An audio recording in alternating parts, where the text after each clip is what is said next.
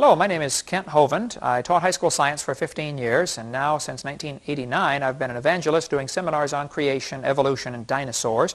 What you're about to watch is a debate that we taped many years ago. Sorry about the poor quality in some areas, but I think the message is very fascinating. I do many debates at universities. I'm very willing to do more. We just recently began posting a list on our website of professors who have refused to debate me. I've had 60-some debates. If you talk to a professor who believes in evolution, try to ask them if they'd be willing to debate against a creationist. I'd be honored to do that. I'll be very nice to them, but I'll show them they're wrong and God's Word is right. If they refuse, then please send me their name and what they teach, and we'll put them on our list on our website, drdino.com, under the section of those who have refused to debate me. This will be a long debate with me talking to an anthropology class at the University of West Florida. One of the professors from the class used to ask me to come teach his class every year for 1 hour, or for one class period.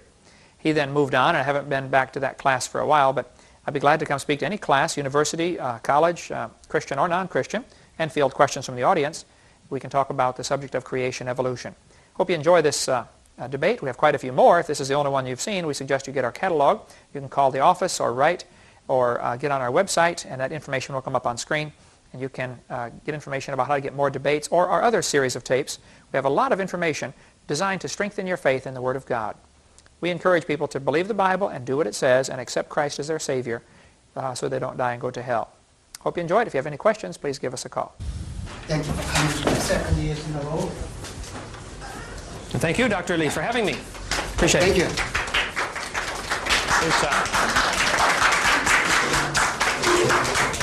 All right. It's good to be here. My name is Kent Hovind. I live here in Pensacola. Moved here 5 years ago to put my wife through school at Pensacola Christian College. I have 3 teenagers. They go to Pensacola Christian High School. I was a science teacher 15 years and now travel around and speak full-time on this subject, creation, evolution, and dinosaurs. That's my full-time ministry. I speak over 700 times a year. I'm an old-fashioned Bible-believing Christian. I believe the Bible is literally true from cover to cover. And with my science background, that puts a little different slant on things. And so what we're going to share with you today, of course, is the creationist view of how the world got here, and some of the things that you've been taught in anthropology class, I would say, of course, are very, very wrong. But it's good to have scientific discussions like this. That's the purpose of an education. See, if you're only shown one side of an issue, you're not being educated, you're being indoctrinated. So an education shows people all the various sides and lets them use their own intellect and decide which one is the most reasonable. I hold without apology to the creationist worldview, that this world is too complex. It had to be created by an all-wise, all-powerful creator who is outside of and beyond and above and not affected by his creation. There are really only 2 opposing worldviews. There is the worldview of evolution. I'm going to draw it like so, and I'm going to make 3 columns for this discussion here. We'll take questions all along the way. You can stop me at any time and say, no, wait a minute, I disagree with that, and we'll discuss it. And Dr. Lee introduced me as the leading expert. I don't know about that. I was just a high school science teacher. But I do have plenty of opportunities to speak on this. I do numerous debates at universities. I've had 3 here so far at University of West Florida, and I appreciate the academic atmosphere where they allow me to come in. I speak many times in public schools. I was in 6 this week already. I speak very frequently in public schools, and I think students need to see all sides of this issue. What we've had for the last 30 years particularly, though, is the creationist worldview has been totally censored out of our textbooks. I collect the public school textbooks. I have just nearly all of them, from science textbooks from all the major publishers for many years. And the evolutionist frame of mind, or worldview, is the only one that is promoted in the textbooks. Now, of course, we have many teachers who treat the subject very fairly, but the textbooks have become increasingly one-sided. We're going to make 3 columns. There are some facts.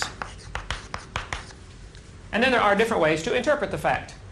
Sometimes 2 people can look at the very same thing and come to opposite conclusions of what they're seeing. The story is told about the farmer was out pulling a calf one time. Anybody raised on a farm here? Any farm kids? A calf puller is a long pole with a block and tackle on it, or a come-along on it, and in case the cow has a hard time having a calf, you hook a rope around the calf's leg and you winch it out of the cow. Help the cow out a little bit. Well, this farmer was out there pulling a calf, and this city fella stopped to stop his car to see what's going on. He'd never seen anything like this before in his life. And the farmer said, "Come here, man, give me some help, would you?" And the city fella said, "Me?" He said, "Yeah, come here." He said, "I don't know nothing about this." He said, "Come on, I need some help now."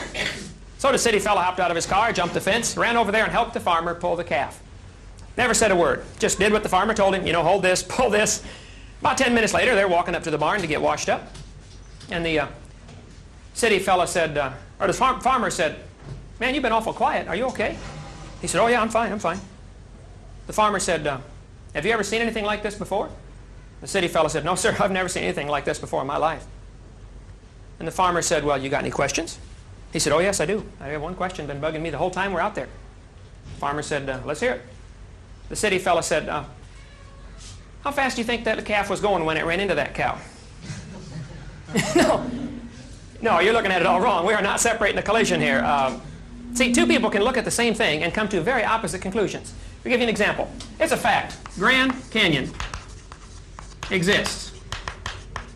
I don't think you'd find too many folks that would disagree with that. Of course, there's always a few on the lunatic fringe who would say, "No, we're not really here. We just think we're here. There is no such thing as reality." Okay? We're going to discount those folks for today's discussion. There are really only two options, okay, to a lot of these questions we're going to raise today. Grand Canyon is there. It's a big crack in the ground. I have seen it from numerous angles. There is no question it's there. Now, there are several ways to interpret how it got there. The evolutionist interpretation. The evolutionist interpretation says it took a little bit of water, millions of years. That's called uniformitarian geology. How many are familiar with that word, uniformitarian? The way it's happening today is the way it has always happened. Charles Lyell was the champion of uniformitarianism back in his book, 1831, Principles of Geology, Volume 1. Charles Lyell really taught and introduced into the public arena the idea of uniformitarianism. There is another worldview, which is the creationist worldview. The creationist worldview says it took a lot of water, a little bit of time. Lots of water, a short time. You see, while the mud was soft, and Grand Canyon is obviously all composed of sedimentary rock, so it was all sedimentary rock mud at one time before it turned to rock. There's nobody would argue that question. That's how sedimentary rock is formed. The creationist would say a lot of water formed Grand Canyon in just a matter of a few hours or a few days, not millions of years. The fact is, the canyon is there. Now, how are you going to interpret that fact? Some people tend to confuse the interpretation with the fact, and that's where you have to really watch that you don't get caught in that trap. What we're going to share now is just the creationist worldview opinion of how it may have happened. None of us were there. That's obvious. So we have to then go on the facts that we can find and try to interpret, make up a model that'll work, and say, okay, this is maybe how it happened. The creationist worldview. I believe that the world is only 6 to 7, maybe 10,000 years old maximum. It cannot be any older than that. I'm going to say 6 to 10,000. So I'm going to draw a timeline. Right here is the present. We're going to call it the year 2000 since we're getting close to that, just for the sake of marking it off in thousands. We go back to the year 0, where we figure our calendar from, when Christ was born. Actually, our calendar is a few years off. I'm familiar with all that, Gregorian calendar and everything. And then we go back to BC, times before Christ. We have 1,000, 2,000, 3,000, 4,000 BC, 4,000 years before Christ. According to the dates given in the Bible, if you add up the dates given in the Bible, Adam was 130 when Seth was born, and Seth was 105 when Enos was born, and the dates are all spelled out in Genesis chapter 5, and in chapter 11, and in several other places throughout Scripture, the dates are given of how old they were when their children were born.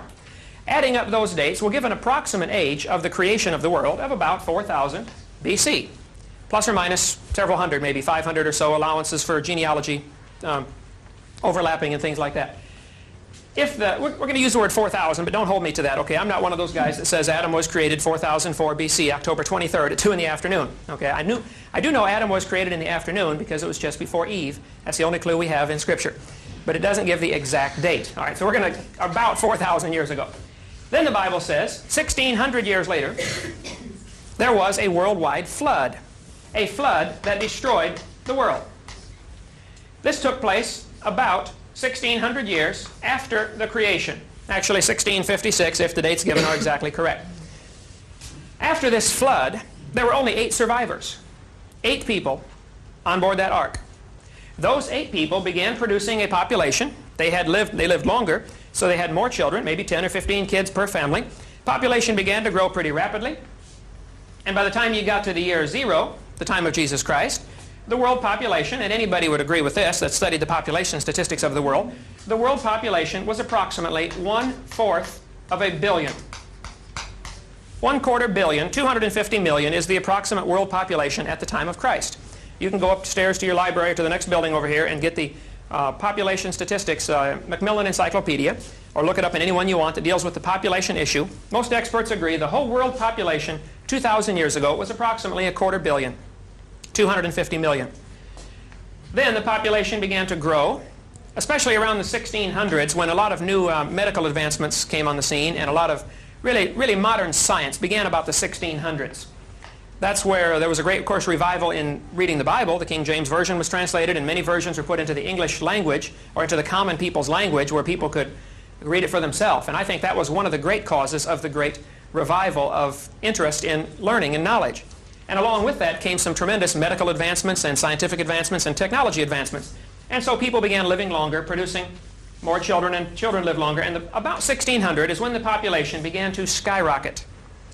1800, there were 1 billion people in the world. In 1800, we crossed the 1 billion mark. In 1930, it crossed the 2 billion mark. 1930. Today it's up over 5 billion, but really all of the population growth has come in the last couple of hundred years. So it is very possible that the whole world's population started 4,400 years ago with 8 people.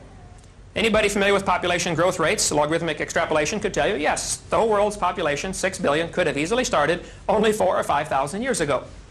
Now the evolutionist interpretation of, it's a fact, we have about, I'm going to say 5.5 billion people in the world. We'll put that in the fact column. Nobody argues with that. I mean, that's not the exact number, but it's close enough. Well, how do you interpret that? The evolutionist says the population stayed at 50,000 or so for many thousands of years, several million years. There were just a few thousand people in the world, or subhumans. And then they would agree from about the time, about 1000 BC on, they would agree with the population growth curve that the creationist would give to it. These are established facts. But the evolutionist has this line going along at 30 or 40, 50,000 for 3 million years. And populations simply don't grow like that. They're just an automatic blast off, just like putting money in the bank. Once you reach a certain number of dollars in the bank, the compounded interest starts to take over. So the creationist interpretation is no problem. The fact that we have 5.5 billion really fits fine into the biblical chronology of starting 4,400 years ago with 8 people getting off an ark. The evolutionist would also say no problem, but he would have to say that this population was steady for millions of years. So if you look at the facts, neither one it can be discounted based on the fact that we have a population. If you're willing to admit a worldwide flood in Noah's day, then the formation of Grand Canyon and Carlsbad Caverns and the Snake River Valley and all those canyon formations are really no problem for the creationist. If a teacher says, well, millions of years ago, the first question ought to come into your mind is, excuse me, were you there? You know, do you know it's millions or billions of years old? Time is something, I mean, it's gone, okay? It's historical. We can't really have scientific data. We must have historical data, and it becomes a very different way to interpret it. I believe when God created the heavens and the earth, everything, about 6,000 or 7,000 years ago, everything was very perfect. Perfect world, completely done. Poof, he spoke and it was done in 6 literal 24-hour days. And during that time, everything lived together, including the dinosaurs. Dinosaurs lived with man. They were just big friendly lizards in the Garden of Eden. See, the unusual thing about lizards, if you've had your biology classes, you know that lizards and many reptiles never stop growing. They never stop. When I moved into my house across the street from Pensacola Christian High School 2 years ago, I was going around meeting all my neighbors, knocking on doors, finding out who the neighbors were, and like everybody ought to do in the neighborhood, be friendly, you know. And I knocked on this house 6 doors down from my house, and the guy said, "Come on in." Well, I walked in, and there, crawling around loose on his kitchen floor right in front of me, was a 5-foot-long iguana. This guy raises iguanas for pet stores, 5 foot long. I stopped, held perfectly still. I said, "Does it bite?" He said, "No, we just fed it." I said, "How big's that thing going to get?" He said, "It's an iguana, man. They never stop growing." He said, "I've raised them 10 feet long before." Lizards never stop growing. So, the creationist would say, dinosaurs lived in the pre-flood era for about 1,600 years. They were just simply giant lizards. The Bible teaches, and of course it's not scientifically provable because it's gone now, the Bible teaches that the original earth, when God first made it, had a canopy of water above the atmosphere. The air that we're breathing today has about 6 layers to it: troposphere, mesosphere, thermosphere, exosphere, ionosphere. There used to be a 7th layer, according to Scripture. The 7th layer was a layer of water above the atmosphere. Maybe some kind of cloud cover. Venus has a dense cloud cover. Jupiter has a dense cloud cover. The Earth apparently had a dense, I don't know about dense, but had some kind of water above the atmosphere, which would do several things. It would filter out the harmful effects of the sun. Most of the aging process is caused by the sun, especially ultraviolet light and X-rays that are destroying your body, and your body has to constantly battle against those damaging effects of the sunlight. The original creation did not have that. According to Scripture, they were protected by a canopy of water, which many creationists think would have increased air pressure. It's interesting, some of the articles out now about what happened to the dinosaurs. International Falls, Minnesota, the Daily Journal. New theory, lack of oxygen killed the dinosaurs, from the Boston Associated Press. Studies of dinosaurs indicate they had very small lungs compared to their body size. Also, they had very small nostrils. The nostrils of a brachiosaurus were about the same size as those in a horse. So how's a critter that big, 150 feet now is the world's record, how's he going to get enough oxygen to survive? Well, in today's atmosphere, a 150-foot dinosaur could not survive. He couldn't get enough oxygen to maintain body metabolism. But if the pre-flood scenario is correct, that before the flood there was a canopy of water, this would increase air pressure, meaning every time you take a breath, you get twice the oxygen. Not only that, the pre-flood world apparently had richer oxygen to begin with. They drill into the ancient samples of amber and find air bubbles in there. Trapped amber, or amber that traps air bubbles, when you analyze the air bubbles, this is from Time magazine, 1987, page 82, also Science magazine, 1987, November, page 890, tells about the sampling of the air found in amber. It indicates 50% more oxygen than we had today. So instead of 20% oxygen, they had 30% oxygen. Well, these are a couple of scientific facts that really would fit fine with the creationist worldview. The original Earth had a little richer oxygen and higher pressure.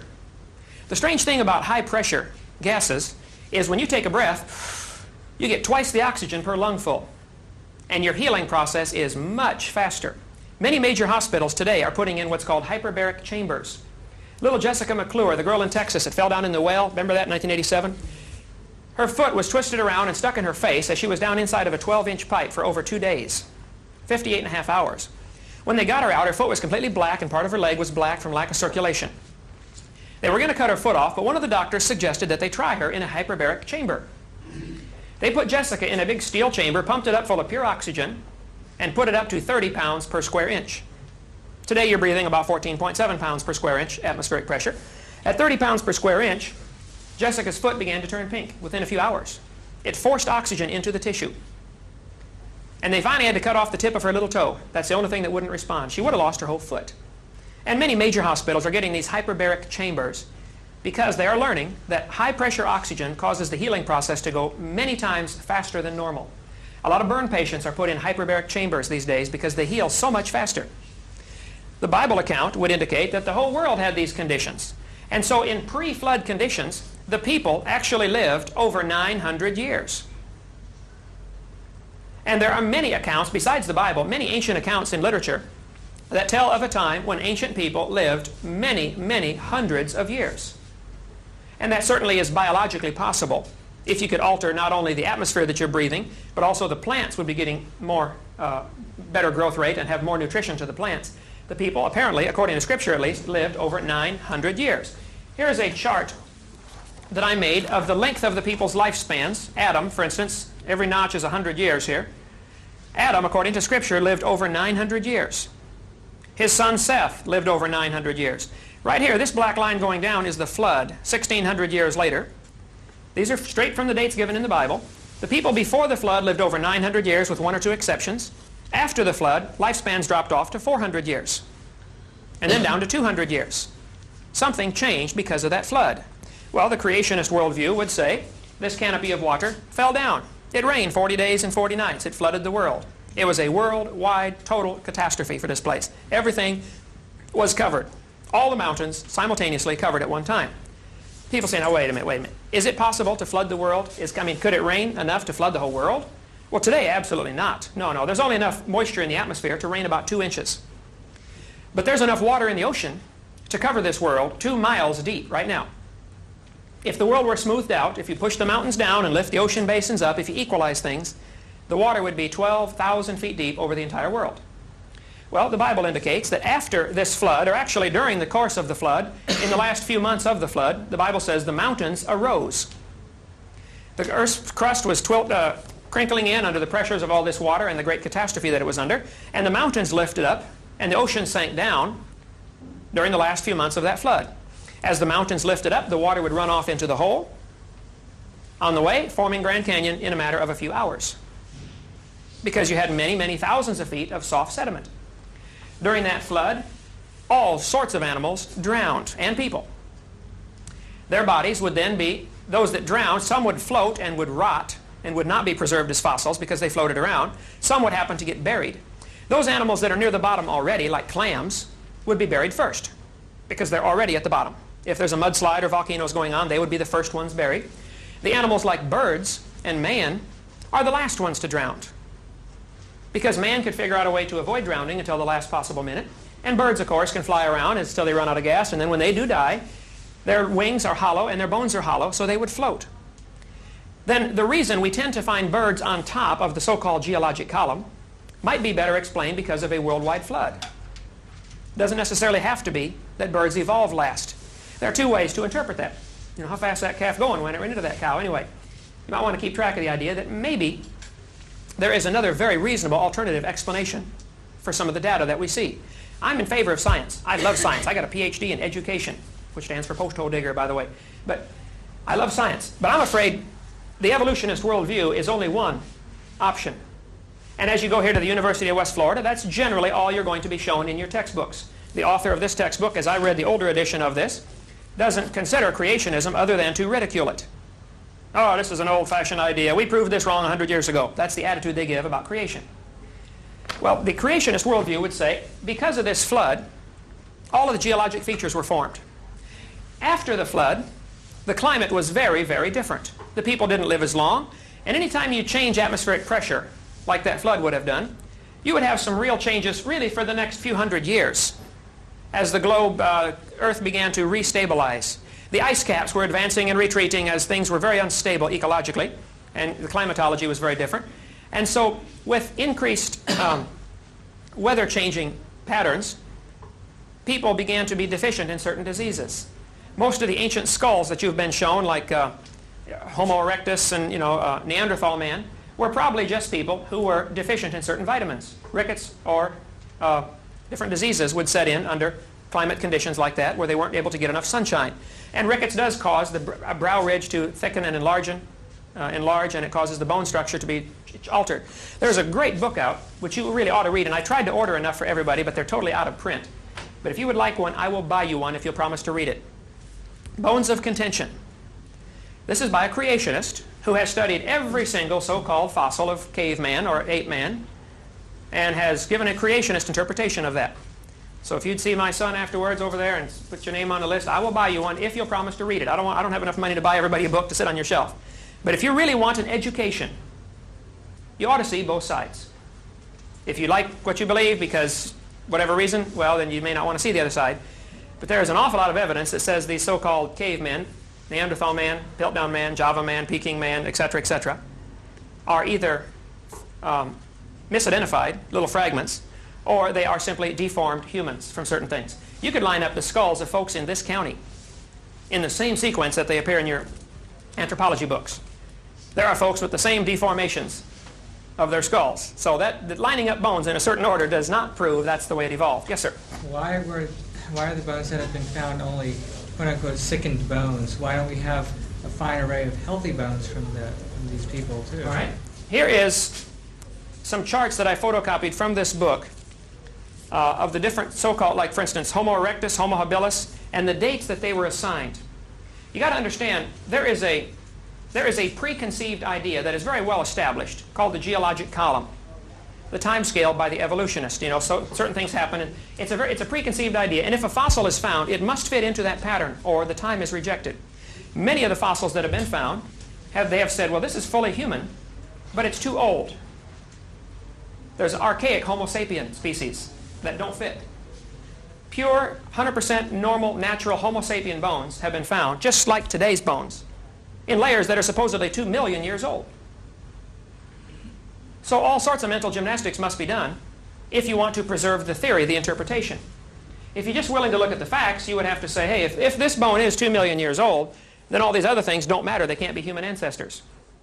And I've got enough of these to pass out to everybody. We'll do this at the end in just a second. Homo erectus, Homo habilis. Should be another page of these, bud. Oh, here. I thought, yeah, here they are. Okay, 2 separate ones. No, that's something else. Can I go check the back of the van and see if there's another set of these things that I photocopied, would you please? Oh. So, I think very few human fossils are found, period. There are probably only 4,000 human fossils or humanoid fossils found in the entire world. That's a reasonable figure. To me, the explanation of that would be, when God first made the world, it was full of animals and full of plants, but only 2 people. They then had to populate the world, and in 1,600 years, there were only several million, maybe a billion, I don't know. But not near the population we have today. So human bones would be rare for 2 reasons. Number 1, there weren't as many humans as there were animals. Number 2, humans are going to figure out a way to avoid drowning until the last minute, which puts them on top and they rot. They're not preserved at all. So the fact that we only have 4,000 or so is no problem for me. Now how they're dated, well, all that kind of stuff, carbon dating, we'll get into that in just a little bit. After this flood, though, I believe man began killing off the dinosaurs. See, well, the climate killed off many of them because climate was different and they couldn't grow as big and live as long. But man began hunting them, and that's why during this era, from 4,000 years ago, we have many stories of people killing dragons. There are many legends like that of dragon slayers. The Chinese recipes from the 3,000 years ago call for dragon bones ground up in the recipes, dragon saliva, dragon fat, you know, for all kinds of different so-called recipes or medicines. Is it all just mythology? I mean, they were there, we weren't. If you have an evolutionary perspective, a worldview, you have to give all of the so-called dragon stories the interpretation of mythology. If you have a creationist worldview, that would really make sense that dinosaurs may have lived with man for 1,000 years or so after the flood. They were getting smaller, they were getting more rare, and they were being hunted to the point of even total extinction in many areas. Then you come up into the present. And there are still many thousands of reports coming out of places around the world of dinosaurs that may still be living. For instance, Loch Ness Monster. There's been hoaxes and frauds, no question. But there have been 11,000 reported sightings of the Loch Ness Monster. And if you show this dinosaur, a plesiosaurus, to anybody who has seen the Loch Ness Monster, they will say, that's it. That's what I saw right there. Well, now, there's no question. Some may be trying to get tourist dollars over there in, Scotland and all that. I've not been there. I do have a map of Loch Ness right here from Scotland with some of the pictures that have been taken of the Loch Ness Monster and an underwater topography of the area. The lake is 900 to 1,000 feet deep. And there have been some very reputable people with nothing to gain but ridicule who have said, I have seen it. So I have spent many years, not out there, bud? I have spent many years collecting data, believe it or not, on dinosaurs that may still be alive. Now, they're not nearly as big, and they're certainly not anywhere in Pensacola, Florida, that I know of. It's not like they're all over the world. But you really can't prove the extinction of anything. And think about that for a minute. You can't prove anything is extinct, because you cannot be all places at all times to examine the whole world simultaneously. There are some who are saying there may be a few dodo birds left on some of these Pacific islands. I don't know. They haven't been seen in 300 years, but how can you prove there aren't any? So proving extinction is an impossible thing to do.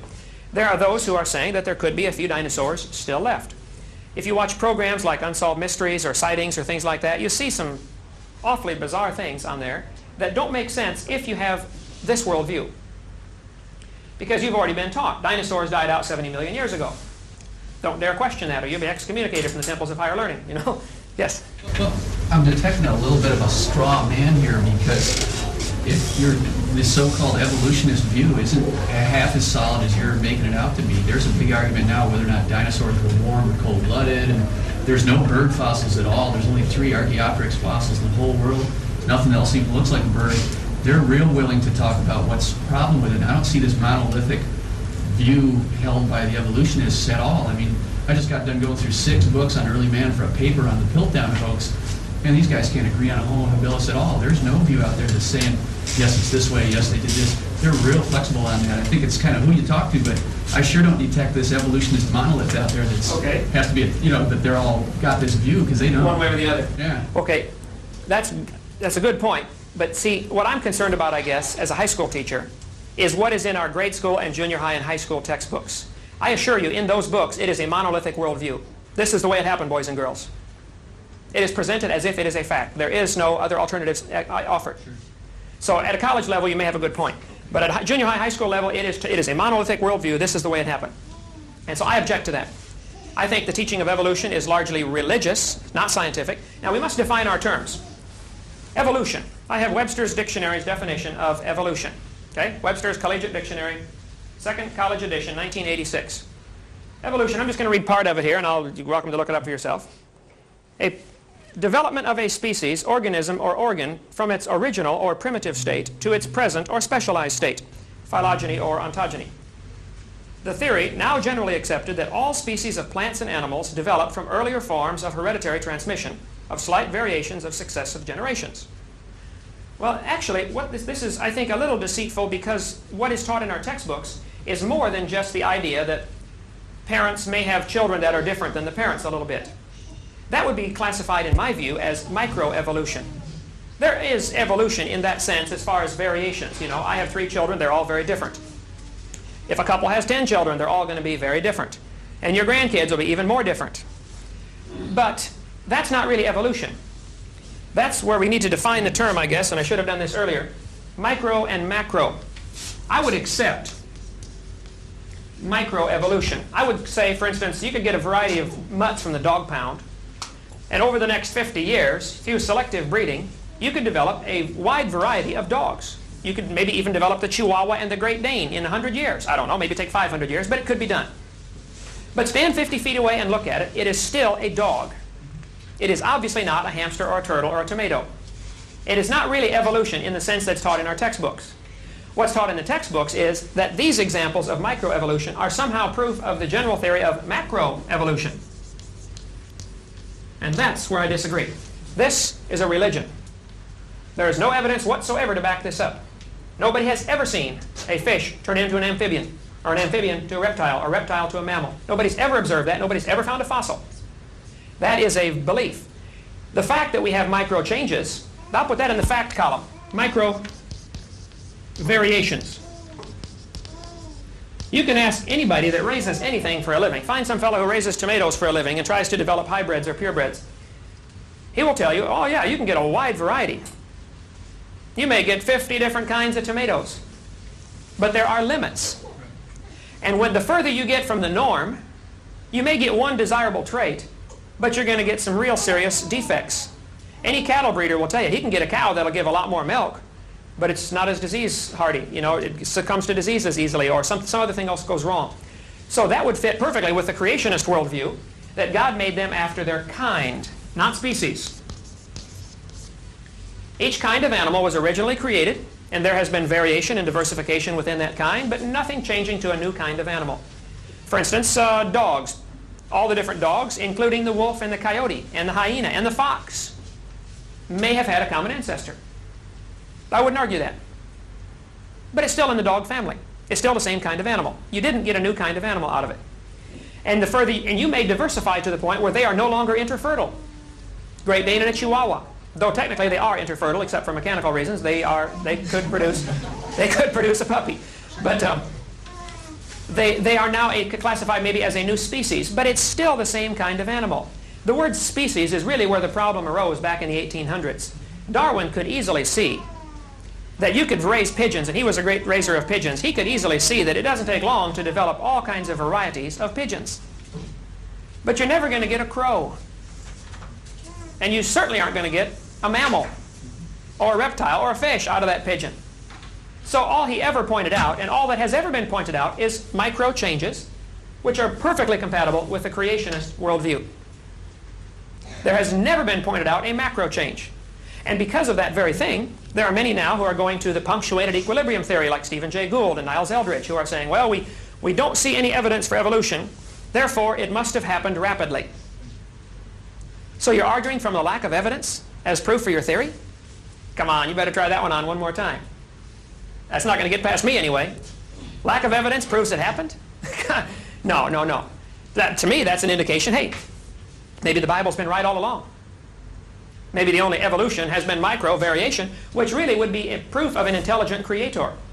If I was going to produce some animals to live in a world that had a variety of climates, I would give that animal an incredible DNA code so that that animal could produce a variety of babies, and some could survive in any given environment within limits. The rabbit can produce long-haired babies and short-haired babies, and thick fur and short fur, thin fur.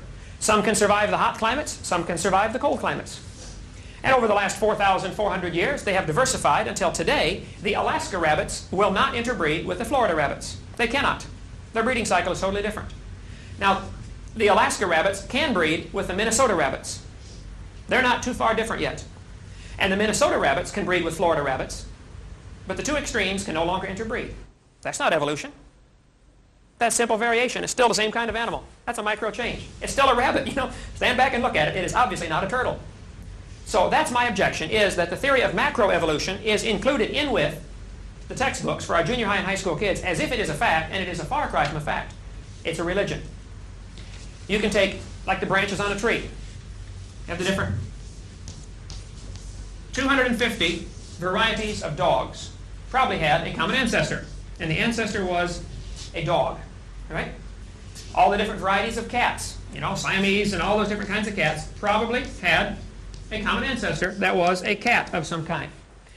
From here up, this would be micro changes. This would be observable. Nobody's going to argue with that. From here down, that the dog and the cat had a common ancestor somewhere way back when, that would be macro changes, and that would be part of a faith, a belief, a religion, not observable. No, that's not true. Okay. We don't call macroevolution a religion. It is a scientific theory. So it's not a religion. It's a scientific theory. Okay. Let me read you a definition of religion. Webster's Second Collegiate Dictionary. Religion, a belief in a divine or superhuman power or powers to be obeyed and worshipped as the creator and ruler of the universe. How did the universe get here? Did this process called evolution bring everything into being that we see today? Is that what created the universe, this process? Well, then that's your God. It is indeed a religion. How did the world get here? Those are your words. From a scientific standpoint, we would call our interpretation of macroevolution a scientific theory. Okay. But not a religion. I think science and religion ought to be separate, but they are certainly not in our textbooks. To teach kids that the Big Bang is a fact, for instance, and it is taught as a fact in the textbooks. I collect the books. It is taught as a fact. That is wrong. The Big Bang is a far cry from a fact. It's taught as a theory. Not in the books, it's not. I collect them. It may be in college level, you may be getting it. There's several different options, but you should see what's in the junior high book. Boys and girls, 4.6 billion years ago, Earth cooled down from a hot molten mass. But that's not a fact. I mean, were you there? Do you know anybody who was? But I assure you, it is taught as a fact to our younger kids, and I strongly object to that. Yes, sir? I'm curious about your geological data. Okay. For one thing, you talk about the Grand Canyon having originally been a soft sedimentary mass, well, and then forming into, through, I guess, fluvial processes, forming into the canyon that it is today. Mm-hmm. Well, under those circumstances, of course, all of the sediment around it would also have washed at the same level down to the ocean below. Instead of forming rivulets, it would have all formed at the same time. Also, the ocean going from the middle of the continent down towards the ocean basin would cause shell deposits to be found in the middle of, like, the Great Plains right now. Mm-hmm. And they are. Well, not really. I found 500 shark's teeth in South Dakota in 30 minutes. Well, okay. I got them at home. But why don't we have 100 Grand Canyons all around the world, where these soft sedimentary processes were going on? Sure. As the biblical interpretation would be, during the course of this flood, which lasted just about a year, a little over a year, 12 months, according to the dates given in the Bible, the flood lasted 12 months. The first 4 or 5 months were probably with slowly rising waters from a variety of tectonic things, and then the last few months with it going down. But it wasn't just rain 40 days, everybody drown, get off the boat and go home. It was not that way at all. It was a year-long flood. During that year-long flood, the earth, covered by water, would develop many thousands of layers of sediments. It is a fact. The earth has layers. Okay? No question. Now, how do you interpret that? The evolutionist interpretation is each of these layers came at either a different season or a different year or a different era or epoch. And they have names for all of them. The geologic column, you know, Cenozoic, Mesozoic, Paleozoic, Archaeozoic, and they got the Jurassic and Triassic and Permian, Cambrian. I'm familiar with all of that. You might be interested to know the only place in the world where you can find all 12 layers in order, the only place it occurs is in the textbook. The geologic column doesn't exist any place in the world in its entirety. If it did, it would be many, many miles thick. It simply isn't. It doesn't exist. It has been put together piece by piece and a little bit of imagination thrown in for glue. Charles Lyell is really the fellow who developed the geologic column. Many others got involved in this, Hutton, Cuvier, Steno, you know, I'm familiar with all that. But Lyell would be the primary culprit in this. The geologic column doesn't exist anyplace. The fact is, I would say the creationist interpretation is that the flood caused all these layers, or nearly all of those layers, to be deposited very rapidly. Just the earth turning under the moon, causing the tides, with no continents to stop them, the tides would become harmonic. The tides may be 200 feet in a worldwide flood. The rising and lowering of the tide waters would reshuffle all the sediments. You can get a jar of dirt out of the yard here. Well, Florida doesn't have dirt. You got to go north to get dirt. They got sand here. But get a jar of dirt, put water in it, and shake it up. It'll settle out into layers for you automatically. It's called hydrologic sorting. Denser particles go to the bottom. When Mount St. Helens blew its top in 1980, it blew 150 feet of sediment down into the Toutle River Valley. My sister lived right near there. I flew down inside the volcano a few years after it happened with my brother-in-law. Flew all over the area. Can Andrew get the slide projector on there? You can leave your lights on to videotape, but I'll show them a few things that were formed as a result of Grand Canyon. I mean, as a result of Mount St. Helens when it blew its top. Wait, before you get to that, I need to know what these sediments arrive. What are they part of? If they were laid down in a year and they've been on mountains yet, where the sediment itself comes from? Oh, the grinding up, the reshuffling, that's where sediments come. I mean, there's no new dirt being added to the earth, to speak of. So the original surface is just being worn? Being reshuffled, yeah, sediments do that. That's where, like the coal deposits, strip mines, we find coal. That to me was because the trees that were destroyed were rolling around and the bark, you know, rolled off, and most coal is made from bark. And the original earth would have had enormous layers, enormous forests, much bigger than today.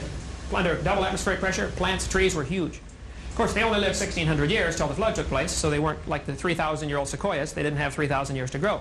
Do you have an estimate of the depth of water that was added by the flood? I wouldn't, but I know if the oceans weren't as deep and the mountains weren't as high, there's plenty of water now to cover it 2 miles deep. The Bible says the tallest mountain was covered by 15 cubits, which is about 25, 30 feet. That's how high the tallest mountain was covered. And then as the ocean sank down and the mountains arose, if the mountains rose up slowly, the water would run off slowly, leaving behind nice smooth mountains and big flat plains like Kansas and Nebraska. If the mountains rose up rapidly, like the Rockies, the water would run off faster, carving out features like canyons in Columbia River Valley, carving them out much faster. Why would the mountains rise up now? Well, the Earth is a thin crust. Everybody agrees with that. I mean, why do earthquakes happen now? You know, the plates are moving. The crust is not stable. Plate tectonics. Oh, yeah, there's plate tectonics. But it hasn't been... You incorporate that in scientific creationism? Oh, absolutely. I lived right by the San Andreas Fault, California. There is no question. It's moving. All right? Ask the folks that live there. You can... after an earthquake and your house falls down. Let me try focusing this just a little bit here.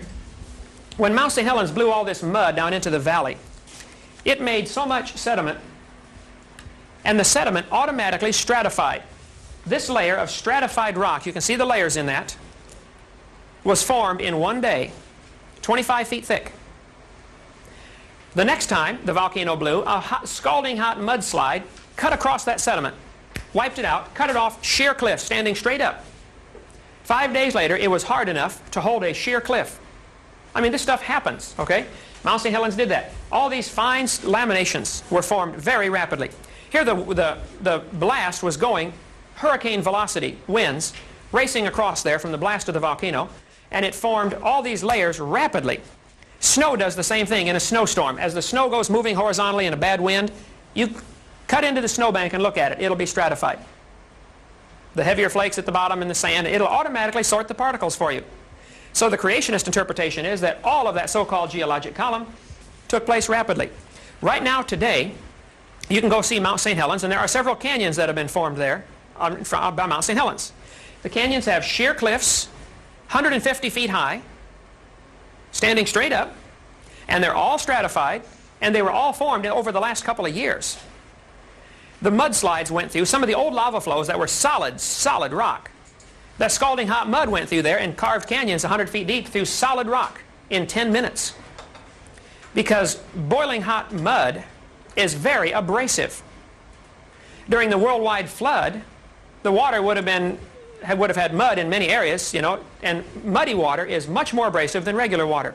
But it would have to be boiling hot to cut through it. I mean, you're talking about cutting through solid rock. You're not cutting through mud, you know. I'm saying it can be done either way. The Grand Canyon is a mile thick in some places, and it's solid rock. I mean, a mud flow is not going to do that in 10 minutes like we are talking about. The top of Grand Canyon is higher than where the river starts.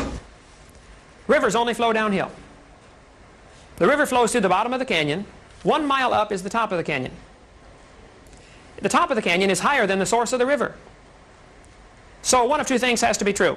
Either the river flowed uphill for millions of years to cut the groove deep enough, or the mountain slowly rose, Kaibab uplift, at the same rate as the river cut down.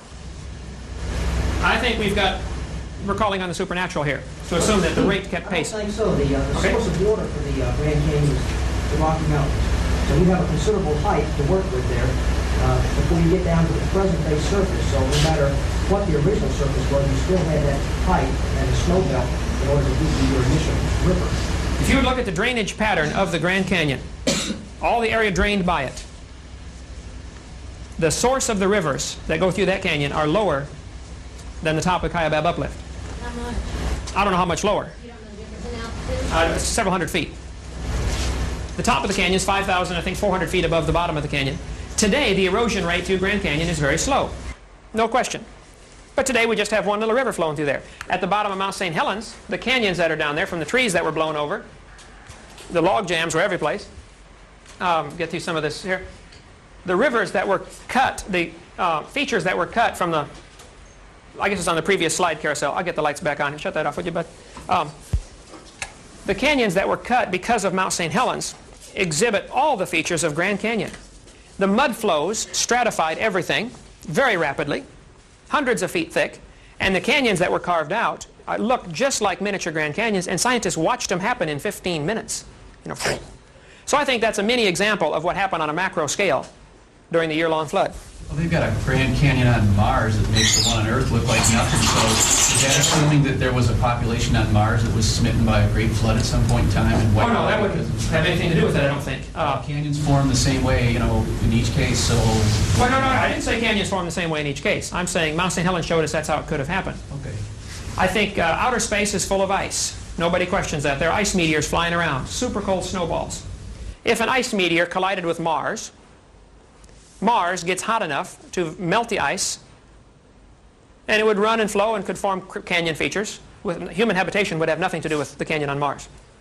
Okay? Same with the moon. The craters on the moon, you know, they may be from ice impacts because they find almost no meteorites, but lots of craters. You know, an ice impact would do that very same thing. And outer space is full of comets. Of course, I didn't see it happen, and you know, I can't prove it, but that's... When was your grandfather born? When was my grandfather born? Yeah. I never Because you weren't there and you didn't see it, so... Didn't see it. You know, you're always telling us you didn't see it, you weren't there, but you weren't there for your grandfather's birth either, so how do you know he was born? Right. That's a good point. That's a good point. I mean, if we're getting into this, I wasn't there, I didn't see it. Sure. Heck, I'm not looking at what's going on in Chicago right now, but, you know... Something's going on. Sure. You know? That's where you have to keep that thought in mind. What we teach our students needs to be fair and honest. And we're not doing that. We're only presenting them one view. You read the textbooks, that author's talking like he was there.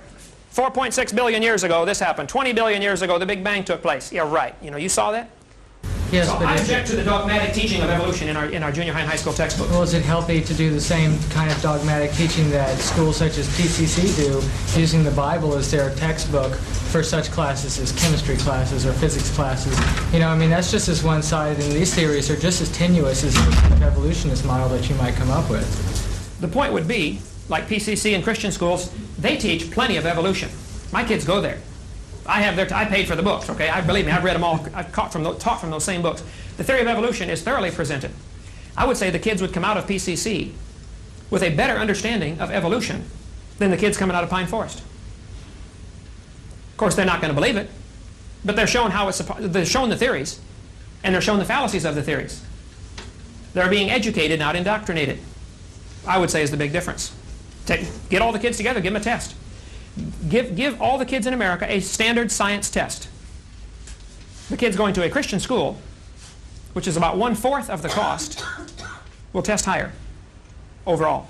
You'll get a few duds in every group, you know, but the general overall average, the kids will test higher in every subject from private schools. Yes, sir. You can't so much blame that on the authors of the books or the scientists going with theories as you can the politics of what the public schools filter into what is taught. I mean, private schools have greater funds and have more resources to call from, you know, so you... Wait a minute, private schools have greater funds? Not greater funds, but more support from the parents. Specialized, right? Specialized groups. I mean, average kid, I don't know what Pensacola's public school cost is. It's probably $5,000 a year per kid. If there's 30 kids in a class, that's $150,000 per class. That teacher does not make $150,000 a year. Something leaks somewhere along the system. Well, not so much funds as it is support. I mean, it's a specialist group that they're paying for, specialized. Sure. Well, my kids at Pensacola Christian, there are 30 kids in a class, just like the public school. 28, 30 kids in a class. And the teachers don't get paid near as much. I pay about $1,200 a year, $1,500 a year per kid. That's about a fourth the cost of our public school system. To me, our Constitution does not give our government the right to get involved in education at all. I think education is the parents' responsibility. Now, if the parents want to get together with 50 other parents and form a local school district, fine. But Uncle Sam ought to have nothing to do with the subject, in my opinion. Uncle Sam has gotten involved in numerous things that has no constitutional authority to be involved in. It's supposed to be involved in protection. You know, we should have an army and a navy and an air force. And it should be involved in the punishment of evildoers. We should have a judicial system. But in many, like the welfare system, government should have nothing to do with that. That's part of our major problem. The more government gets involved in, which is a whole other subject, you know, but the more taxes they take, and pretty soon we get socialized system where everything goes to them and they just distribute it out, which is what Karl Marx's system is all about. But back on creation and evolution. The creationist worldview would say the world is not millions of years old. Doesn't need to be. Everything can be explained in just a few thousand years. And there are some scientific facts that point to the world not being millions of years old. I'll get into that in a minute. Yes? What do creationists feel about the rest of the universe? About the rest of the universe? Oh, we think it's out there. Did God create the rest of the universe? Oh, absolutely. I believe God created everything. Pretty much as is. There have been some stars fall apart. We've seen some novas and supernovas, but nobody's ever seen one form. We've seen meteors fall apart. Nobody's ever seen one form. What we see is what would be predicted by the creation model, decay. The second law of thermodynamics. Things are winding down. It started with an initial amount, an enormous amount of energy and order and design. It was perfectly formed like a car coming off the assembly line. And since then, it's been steady decline. Well, what explains the reason that it's not lasting? What, he built it with planned obsolescence or what? I don't think it was built with planned obsolescence. I think it was built to be the perfect place for man. And then man was given the freedom of choice. You can choose to serve God and obey Him or not. If you choose to disobey, there are consequences. If you choose not to change oil in your car for 40,000 miles, there are going to be some consequences. But how can you blame mankind for cosmic decay? Meteors falling apart, stars dying. Well, yeah, as far as all of the nature, see, all of this, it's the creationist worldview would be that the whole universe was created by God, and then man was only put on this earth. I can't prove there's anybody anywhere else. I don't think there is. Just can't prove there is or isn't, but that's outside of the realm of science. But because of man's sin, the second law of thermodynamics, entropy, is part of the curse on this earth, and everything is winding down, falling apart. Your house gets dirty, not clean automatically. Your car falls apart, doesn't run better automatically. Everything takes work. And nearly everybody in the world is involved in fighting against the second law of thermodynamics. That's why we have carpenters to build new houses, because the old ones are falling apart. That's why we have repairmen. That's why we have mechanics, you know. Just everybody's got a job because of the second law of thermodynamics. So even if there is a God who has created this perfect system originally, but then gives man or people free will to choose to do otherwise, why would you even choose to be on the side of a God who does sort of things like that, you know? Who gives you free will and then says, well, if you don't worship me, then you're screwed. Sorry. We're really getting off the subject here. I mean, I'm sorry. We're really getting off the subject. Yeah, that would be a little different. Was there a creator at all? This might be a bigger view of there had to be a creator of some kind. Now, who was he and what's he like? What are his attributes? What's his personality like? That's kind of a different subject, but is there a creator? You know, and then if there's a creator, was it Buddha or Allah or Jehovah or, you know, this is where theologians differ by the thousands, you know. And the only way to know for sure who's right is to ask me, of course. I've been involved in, you know, a lot of things as far as energy conservation. I've built numerous houses, and I have tried, you know, with all the different energy conservation laws, but and as well as wind generators and that type. I'm very interested in that type of stuff. Okay, I'd love to see the results. I'll give you an address for it. You did love it. It's a great Yeah, place. awesome. Yes, sir. I have a question going back to the dinosaurs. Okay. Where do you think that the dinosaurs that survived past the flood were just survivors that did not go, or were there dinosaurs that were, smaller ones, of course, that were on the ark, or were they all just survivors in the water, like plesiosaur or the brontosaurs or so? Okay. Were there dinosaurs on the ark? I would say there had to be dinosaurs on the ark, those that needed to be. The Bible is very plain. Noah brought air-breathing, land-dwelling animals. He did not need to bring fish on the ark or whales. We have classified whale as a mammal. Well, our classification system dates back a couple hundred years. The Bible classification system may be different, where if it lives in the water, it's a fish, be it whale, dolphin, or barracuda. So we cannot take today's classification system and fault the Bible, because a whale may have been considered a fish in biblical terminology, which was long before Carolus Linnaeus came along. But the air-breathing, land-dwelling dinosaurs, we assume Brachiosaurus would have been land-dwelling, though some say, no, they lived in water because they were too heavy to support their weight. I don't know. But Noah, being 600 years old when this boat was built, would have been smart enough to figure out to bring 2 babies on the ark. Just be sure to get a pink one and a blue one. All right? The reason for bringing babies would be numerous. For one thing, there's only about 40 different kinds of dinosaurs. There are 800 different varieties in the textbooks. There's a brachiosaur, the apatosaur, the cetosaur. But if you look at a cetosaurus and an apatosaurus, you're going to say that's the same kind of dinosaur. It's like there are 250 varieties of dogs, but Noah only had to have 2 of the dog kind on the ark. There may be 800 names of dinosaurs out there for these kids to try to learn, but there's only 30 or 40 basic kinds. And if you limit it to babies, no problem, or young ones. After this flood, the climate was different. The water-dwelling dinosaurs, of course, many of those would have been destroyed. In catastrophic conditions, fish get killed in the water. An earthquake underwater can kill fish in the water. Thermal shock or just the shock of the tectonic plates moving. But some would survive. Because there's a catastrophe, a worldwide catastrophe, doesn't mean it's simultaneously catastrophic. There may be, earthquake here, and 6 months later, earthquake here. Tranquil seas would be someplace. We would have tranquility in the midst of the chaos. Okay, so Noah happened to be in those spots with his ark floating. As part of your theory, did you say that there have been no new species created since the creation? No, I would say there have been no new kinds created. As far as species, the Great Dane, or the Chihuahua, is probably a phenomena of the last 500 years. They probably did not have any Chihuahuas 500 years ago. But is a Chihuahua a new species? Well, it's kind of a subspecies. We call them all dogs the same species. Yeah, But I mean new species like the frog, for example. Right. There's a whole bunch of varieties of frogs. I don't know how many different varieties, but that's where I would be very cautious to stick with the word kind, not species. By species, we define it as Interfertile. Yeah. So there's, I don't know that I would go. There's nothing new since creation. I would not go with that definition. Nothing significantly new. Yeah, nothing significantly new. Interfertile may not be the divisional line between the kinds. You might be able to take a horse and a zebra and get them to interbreed. You may be able to get, some have argued that they've been able to get a cat and a dog. I've not seen any proof of that. That kind of stuff appears in Inquirer magazine from time to time, that a dat or a cog is born. But they argue that you can get a lion and a liger. I think that's been done and fairly well documented. But stand away and look at it. They're both the same kind of animal. So many species have disappeared since then, but none have been created. None have evolved since then. Many species have disappeared, and some complete kinds may have disappeared. Probably the Tyrannosaurus rex.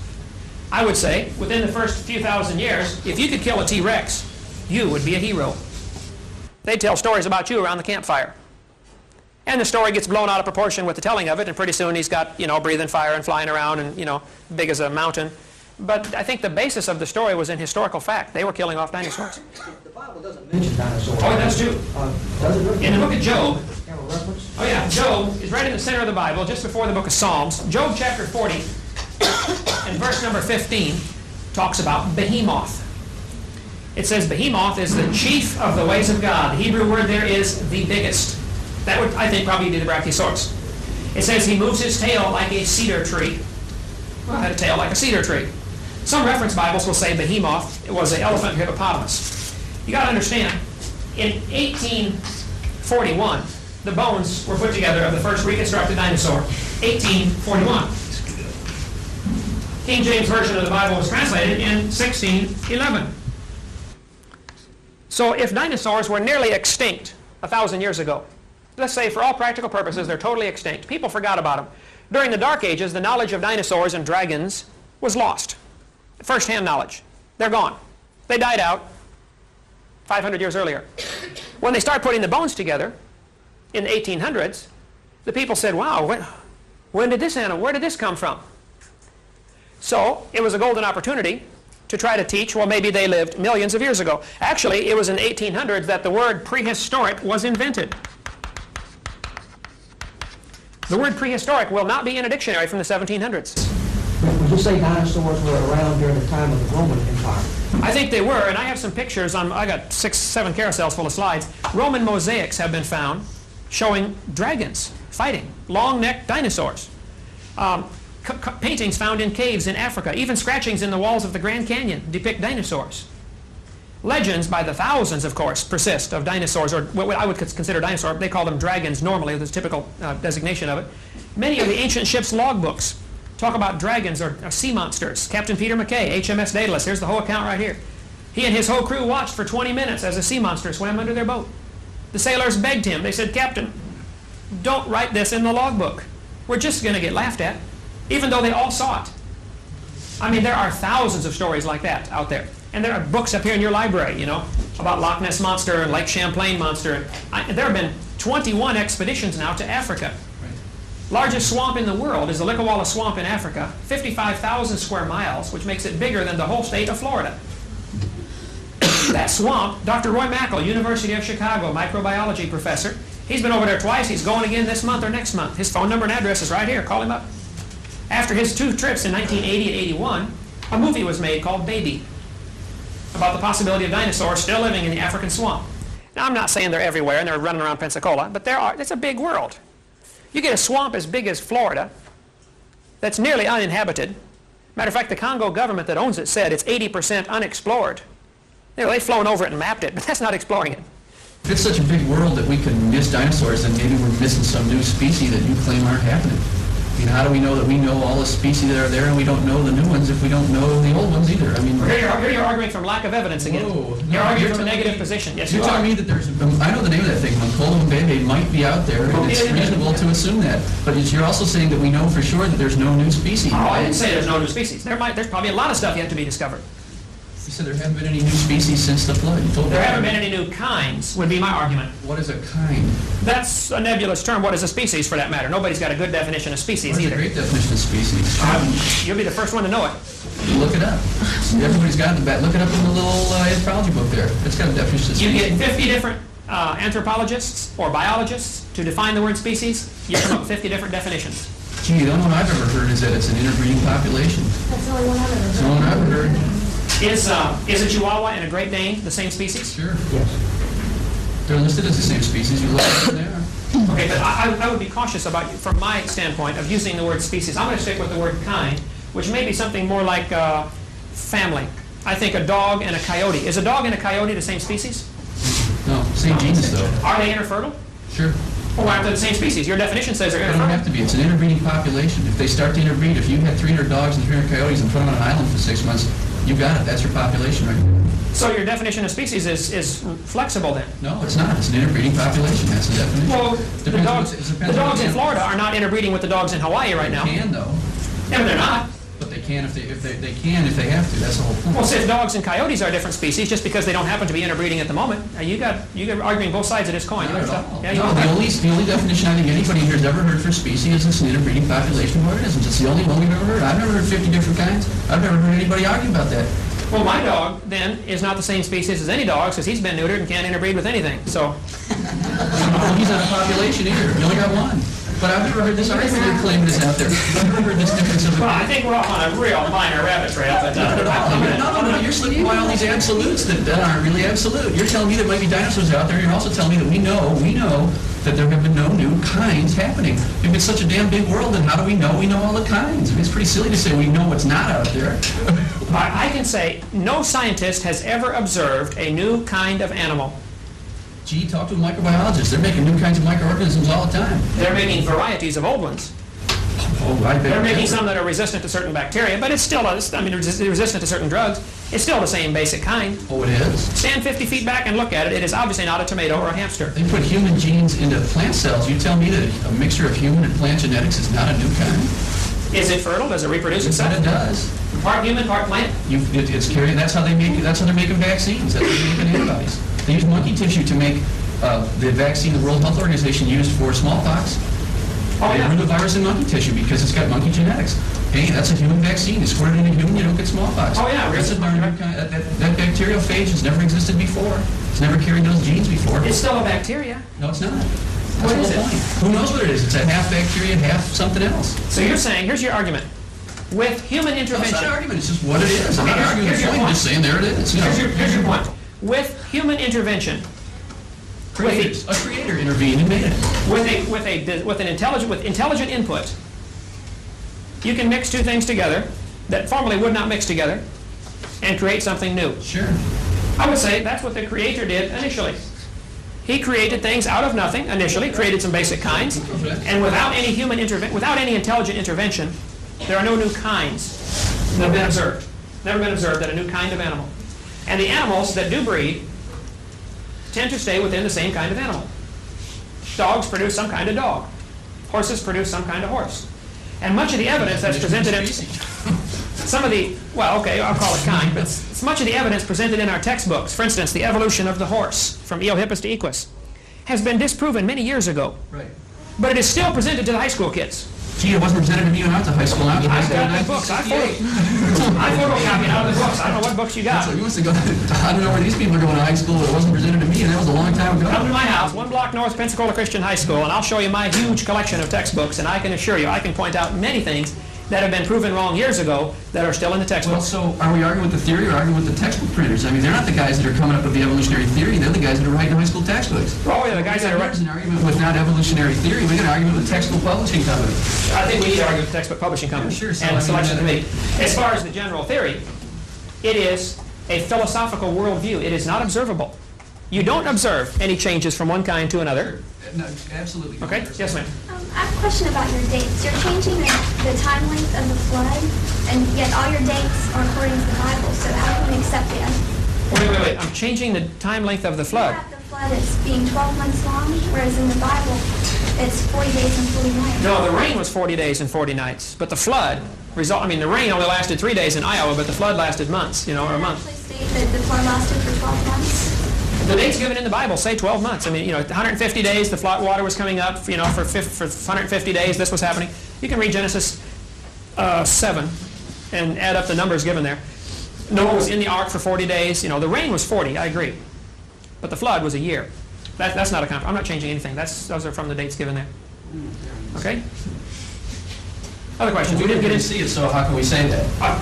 Historical evidence. The guy who caused it wrote it down. The guy who caused it to be written down. God did. Have you ever met Abraham Lincoln? Well, but you have to believe in that. That's a belief. Do you believe in Abraham Lincoln or George Washington, who you've never seen? No. See, that's where you go from historical evidence to empirical evidence. But you've never seen, your great-grandfather, so he probably didn't exist. He existed. I have a historical evidence. I don't have empirical evidence.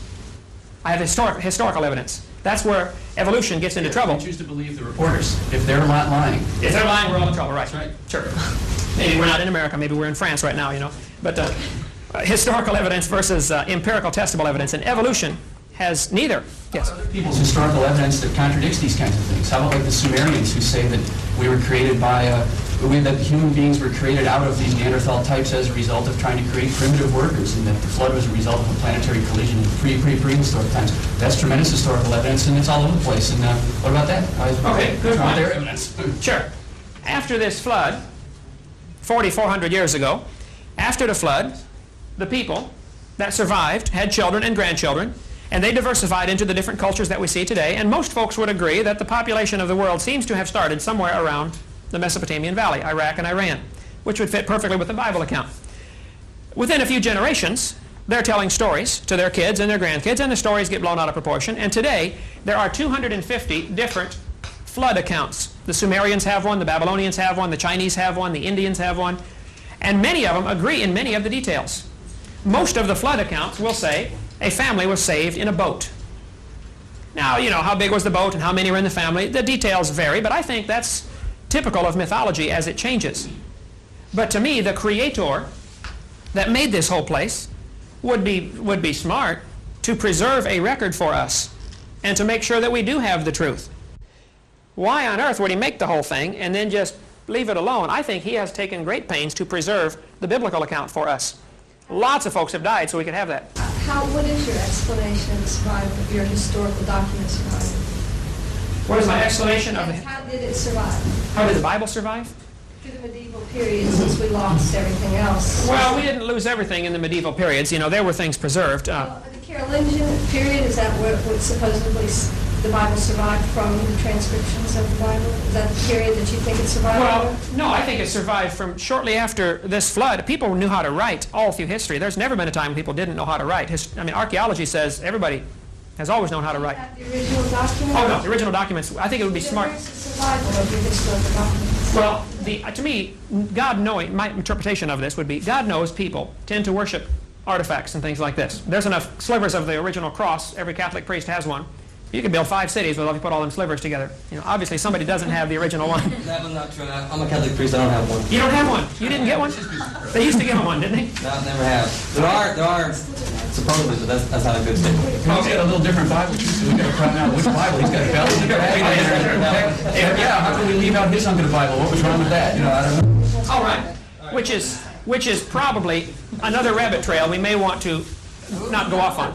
Believe me, you know, rabbit trails, I'm not too sure about that. I mean, going off on, she's got an excellent point here. If it's based on the historical survival of documentation, where's the, you know, how do you get this chain of documents? I mean, you're saying everybody has myths. Sumerians have myths, blah, blah, blah, blah. However, if you look at it historically, the Sumerians are writing down their myths before the Christians are writing down anything. They're writing down stuff before there were any Christians.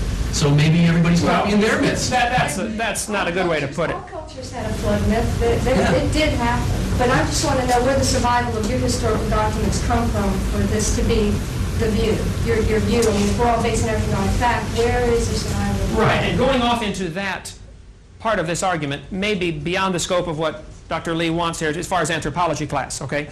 I think I could argue the historical preservation of the Bible all through time. But that's a little different. To stick with the creation-evolution argument, was there a creator? Was the world created? You know, and whether if you want to argue the historical accuracy of the Bible, that's, I think, a different subject than the creation-evolution argument. I don't base my belief in creation totally on the Bible. My belief that the world is not millions of years old is founded on scientific evidence. Let me give you just a little bit of it, let you analyze that. It is a fact that the world is spinning. I don't know too many folks would disagree with that. It is a fact the world spins about 1,046.6 miles an hour at the equator. Not too many folks disagree with that. It is also a fact that the world is slowing down. This year, 1994, we're going to have leap second. You can call 1-900-410-TIME and find out when it's going to be. Every year and a half or 2 years, we will have to have a leap second. I've got the articles in my suitcase of the previous ones. January 1st, December 31st, New Year's Eve, 1990, was a leap second. I'm going to put December 31st of 90 was a leap second. June 30th of 92 was a leap second. It's Astronomy Magazine. You can look these dates up, and that's a fact. The Earth is slowing down. So I'm going to put that in the fact column. The Earth's spin is slowing. About 1,000th of a second per day seems to be the reasonable average. Okay, if the world is slowing down, then obviously it used to be going faster. That's fairly reasonable. How much faster could it go before it would totally upset the ecological systems down here? Could the days and nights be 9 hours, like Jupiter? 9 hours, 55 minutes total? No, because you said there was a 24-hour day that you believed in the creation, so those hours were the same all the time, and it can't be slowing down. I think the hours would have been maybe 23 and a half hours for a day. That's 4,000 years. If you take out a second every 4 years. 6,000 years ago, it was 23 hours and 25 minutes. That's right, so there's a whole day gone right there. No, it was only 6 to 35 minutes. But you're straining it in that and swallowing a camel. You said there were You are swallowing a 24-hour camel. days. Hours were the same as they were now. You said that when you started. Okay, I apologize. They were not. They were 23 and a half hour days. Well, Today we don't even have a 24-hour day. That's right. 23 hours, 56 minutes, and 48 seconds. So, okay, they were one day, one's rotation of the Earth. If the world is billions of years old, the slowing spin of the Earth today indicates it can't be billions of years old. There's no possible way you can go back billions of years, adding 1,000th of a second per day. Now, whether it's linear or geometric, I don't know, but it does put some kind of time limit. It is a fact the world is slowing down. So for somebody to tell me the world is billions of years old, that's dreaming. That's scientifically impossible. It cannot be true. So this theory ought to be rejected just on that basis alone. Let me give you a few more. But you don't know what the maximum RPM could be, so how can you say it can't be? We know that plants are very sensitive to daylight hours. Yeah, but the plants may not have been on it all. You're assuming there were plants from the instant it was created, so it's a tautological argument. You're assuming that... So the plants evolved this time, they were able to... Well, if there weren't any plants in the very first place, and it wouldn't matter how fast, if it was a real hot mass in the first place, which I don't have to believe in, but the physics of it is pretty obvious. If it was a hot mass of goo at some point and then cooled down, it could be spinning like crazy if it was real hot. It wouldn't be any kind of mass. I would say... Yeah, it'd be losing mass. Sure. I would say the evidence that it was never a hot mass of goo is extremely strong. Physical evidence. If you want to get into physical science on that, that's what I taught was physics, okay, physical science. But let's cover just a few more. The Earth is slowing down. That's a fact. Here's another one. The moon goes around the Earth. Nobody argues with that. 243,000 miles away at apogee. The moon is receding. We are losing our moon. Astronomers will tell you the moon is getting further away by 2 to 3 inches every year. It's leaving us. Well, if the moon is getting further away than it used to be, closer. You bring the moon back in closer, you got a problem because the moon causes the tides. The inverse square law says if you half the distance, you quadruple the attraction. So, 30 or 40 million years ago, the tides would have drowned everything on the Earth twice a day. That's just 30 or 40 million, not billions. You can't tell me dinosaurs were here 70 million years ago when the tides would have destroyed the world 20 million years ago. That's not common sense. Okay, yes, ma'am. Well, are you assuming that the Earth is therefore stationary? No, the Earth has always been spinning. Well, but if you're saying to go back and the moon would be closer to us, then aren't you assuming that the Earth is going to be in the same orbit position as well? Right. I mean, maybe the Earth is in... Well, as far as the distance, no, I'm saying the distance between the Earth and the moon, as we waltz around the sun, you know, they pull each other out of orbit a little bit, but the distance between them is increasing. That's a fact. Right. Now, how do you interpret that fact? Backwards, if what you're telling us now, since the moon is creeping away at the rate of 2 inches a year, that eventually it'll go away. Right. Well, I'm going to use your same techniques. I'm going to back calculate, and at one point the moon was hitting the Earth because you're saying it can't spin. It has to be spinning in order to slow down. Well, in order to be moving away, it has to be at some position in the first place. It could never have been in an orbit to move from. It have to be on the surface of the Earth. The same thing with our temperature. If you go down in a coal mine, it gets hotter as you go down. Stick with the spin of the moon. Let's calculate the temperature back, and if you do that and say, gee, it's X amount of heat losing from the center out and go backwards like you're trying to do with this timeline, it'd be hot on the surface. And the moon would be sitting in the middle of Idaho somewhere like a big lump, and it would move out, move away at 2 inches a year, away you go. I mean, that's gradualism right there. Well, yeah, sure, but the whole idea of saying that we can't pick these things up in the middle and pick and choose which half we're going to look at. You can't extrapolate a process from the middle and say from an orbit, which we don't know, it's now moving 2 inches a year, therefore it's moving away. Well, okay, calculate backwards. That has to be 0 at some point. But see, the point it would be 0 would be 20 to 30 million years ago. Or 50 million. 4,000 years old. Which fits fine with the biblical account. If it was all created 6,000 years ago, the moon... When it was created? In orbit or I on can the calculate surface? back where it was. It was in orbit, but it wasn't. It was a little closer, not close enough to cause much difference. 6,000 years at 2 inches a year is insignificant. But when you try to say it's billions of years, it becomes very significant. Well, that's my point. But that's gradualism. That's assuming that these processes, that's using the evolutionist view and saying that the processes happen gradually all the time. Good point. Isn't that what they do on carbon dating? They watch carbon decay for 3 days in the laboratory and assume it happened for millions of years at that rate? It's the very same assumptions. But that's what you're using. You're using the carbon dating curve to tell me about the moon and the age of the Earth. I mean, you can't say the data stinks when they use it for carbon-14, but it's great for the age of the Earth. Oh, I'm in favor of carbon-14 dating. We haven't got into that yet. I'm in favor of that. I understand the assumptions it's based on and the limitations of it. And I think students ought to be taught that. This is why it doesn't work for certain objects. And if a student... Look it up in the book. They tell you that right away. Sure. I taught high school. You ought to see what's in the high school books. It is not that way. Okay. Oh, man, it wasn't in my high school books. All right. Let's stay with this. You said... My point, I don't know if you purposely or not purposely missed my point. Not at all. Okay. I'm trying to follow you. You keep picking and choosing which is No, I'm trying to be consistent here. The moon is leaving us. That's a fact.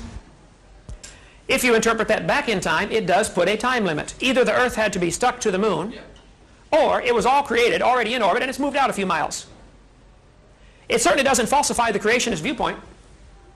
The fact that the moon is moving would fit fine into the creationist viewpoint. It was created this distance, it's now a little more, big deal. Could the moon not have been moving exponentially, though? I mean, gradualism works, uniformitarianism, works very well with a lot of things, but when you talk about the gravity, loss of gravity, if the Earth is slowing down, wouldn't the farther away the moon would get, the faster it would move? So possibly millions of years ago, it was not moving at 2 to 3 inches a year. It was maybe moving 2 to 3 inches per 100,000 years or 10,000 years. Yes, that's why I mentioned, I don't know if it's a linear line back in, or geometric, or logarithmic progression. You know the equations for gravity, and you know he's absolutely right that as the farther you get away, the weaker the gravity, so it will move farther. As the farther it goes, it'll move faster. It'll move much more slowly when it's closer, and it could sit there for billions of years and move 100 millionth of an inch a year, 100 millionth of an inch. As soon as it gets out there, wham, gravity starts to fade, down it goes. That's perfectly consistent with the laws of gravity. Get your calculator home and figure that out. You'll find out that it puts a time limit of way less than billions of years. It doesn't fit the evolutionist time scale of 4.6 billion years ago, and then life coming here 3 million years ago. The evolutionists don't claim that the moon was put in orbit 4.6 billion years ago. They claim there's people out there that claim the moon was a capture, and they don't know the date of the moon. They're not claiming it was all made at once. The evolutionists don't say that for a minute. I don't even believe them, but I know they're not saying that. Okay, I know the capture theory has been disproven mathematically numerous times. That's the same mathematics that'll show you that it's not moving out at the same rate all the time. And this I understand that. Sure, the inverse square law. We're picking and choosing which hunks of the math we're going to believe here, and that's pretty shaky. No. I'm just saying these are some facts. The moon is leaving us. That's all I said. My interpretation of the fact, I did not put in the fact column. I said this is the fact. Today, as we observe it, it's moving. It's leaving. How you want to interpret that is up to you.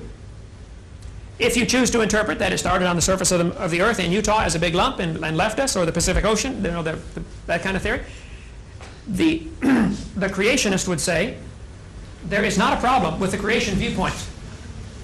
If the world's only 6 or 7 or 10,000 years old, and the moon was created 220,000 miles away, and it's now 240,000 miles away, big deal. It has no effect. It is leaving us, that's a fact. Let me give you a few more. The sun is burning.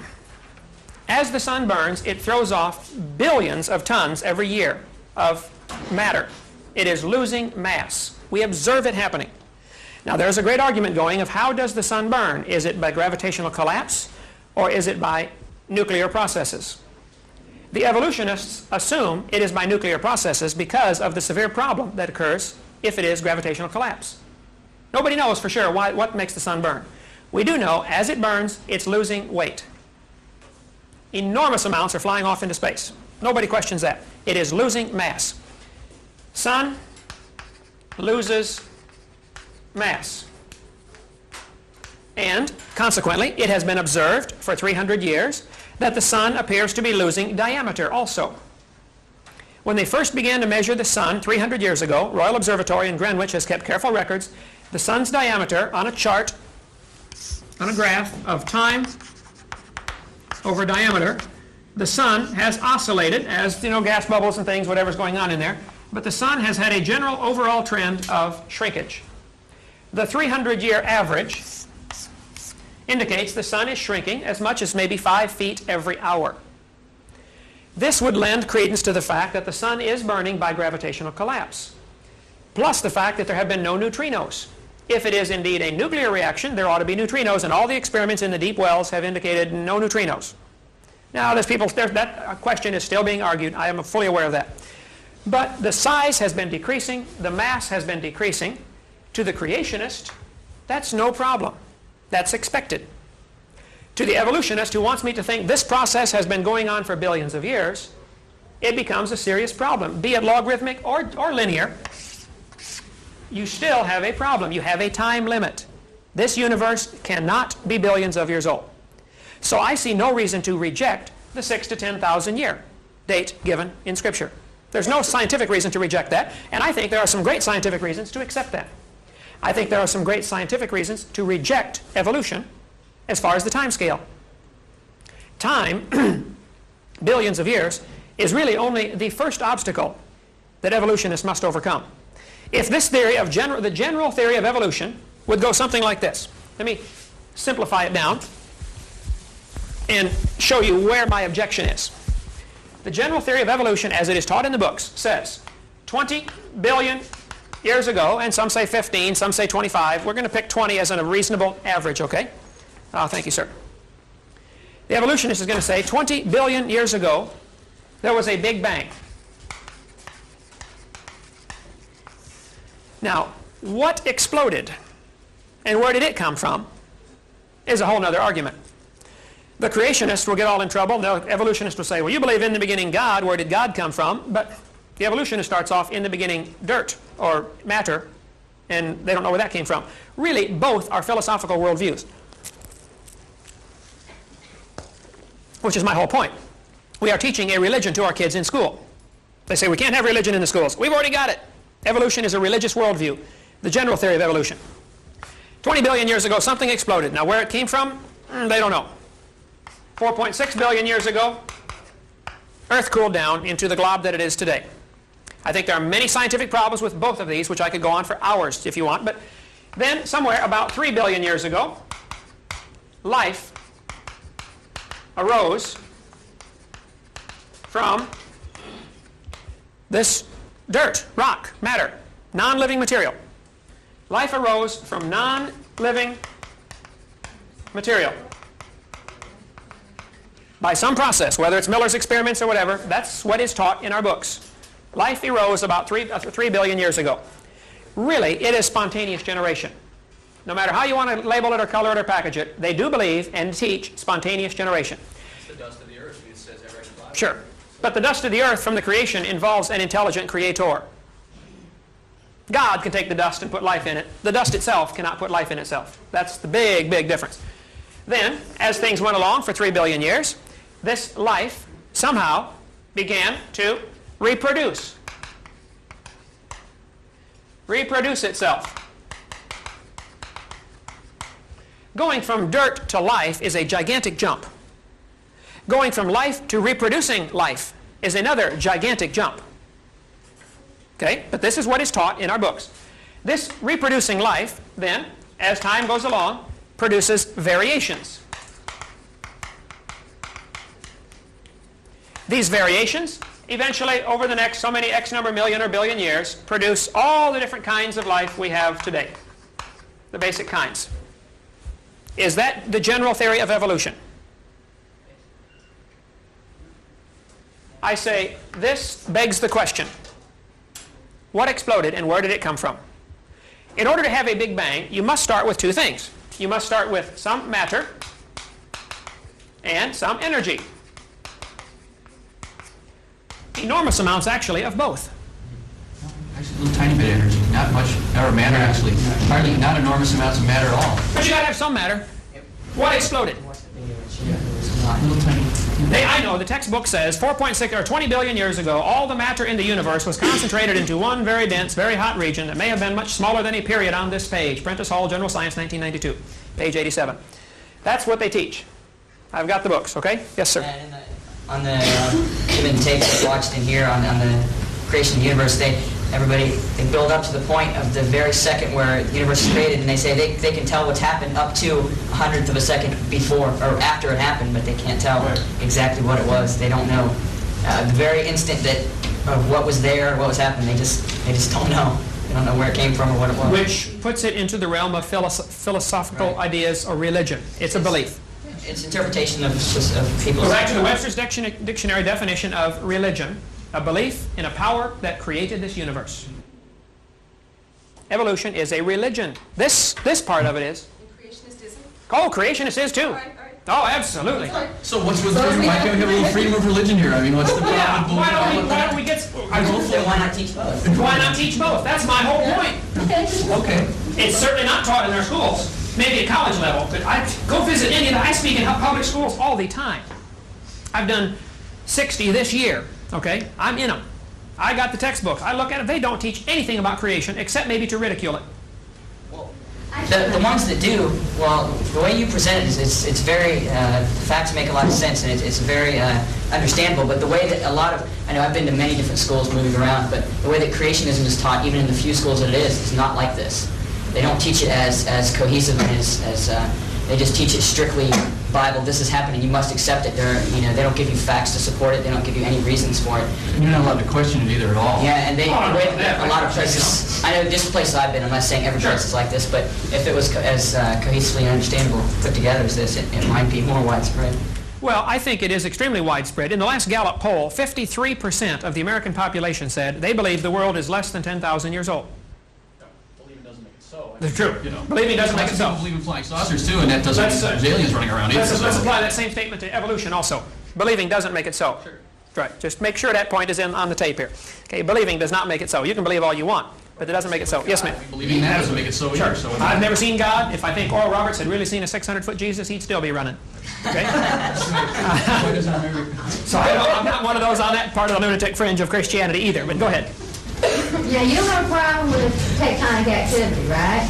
Absolutely. No problem. Well, how can you ignore the enormity of time concerning tectonic activity that it would take to build a wrinkle in the Earth's crust the size of the Andes? Yeah, building on the same uniformitarianism. Okay. The Andes Mountains, put that in the fact column, okay? Andes Mountains exist, right? But not due to tectonic activity, is that your point? The fact that they exist and they are moving and earthquakes happen. And Alaska had an earthquake where the ground went up 40 feet in 10 seconds. Tore houses right in half. Are you going to take that same uniformitarian assumption? If the ground can go up 40 feet in 10 seconds, we should have mountains up to the moon. Obviously, there are catastrophes that alter the uniformitarian theory. I think this flood was that catastrophe. I think the mountains arose in a matter of a few months. I agree with tectonic activity. But the fact that the mountains can rise, the fact that we see earthquakes in Los Angeles where the ground shifts 7 feet, does not prove it has been going on for millions of years. It might have all started 50 years ago. Or 500 years ago. You can't prove that part of it. You see my point? Yes, there is tectonic activity. I lived right by the Hayward Fault and the San Andreas Fault. I've been to Reelfoot Lake. I've studied all the major faults in America. Been there, looked at them. Top and bottom, Grand Canyon, Royal Gorge, been there. But that doesn't prove it's been going on for millions of years. It might have all taken place just 400 years ago with a flood. You're comparing something that rose 40 feet high to the Andes. Okay, I'm talking about a mountain range that I feel, based on tectonic activity, was a gradual and continuous. And I'm not saying that uniformitarianism is something that I believe religiously. I just can't understand how, if you've got a 6,000-year time span, and you believe in tectonic activity exists, that you can't, how do you explain the mountain ranges? How do you explain I think 90% of the mountains, of the mountain height, was formed very rapidly. We saw that with Mount St. Helens. It lost 3,000 feet in 10, 15 minutes. Poof, gone, blown down into the valley. Surtsey off the coast of Iceland. All of a sudden there's a volcano. Mount Paracutin down in Mexico. Sure, but that's at a divergent point line. Absolutely. There are cracks in the earth. The Bible says, at the time of the flood, the fountains of the deep broke forth. I think the earth cracked and the water came out from in the crust, and hot water hit normal water and killed fish by the zillions in that area. And there was, that's why we have the Lompoc, California, 1,500 feet thick fish beds.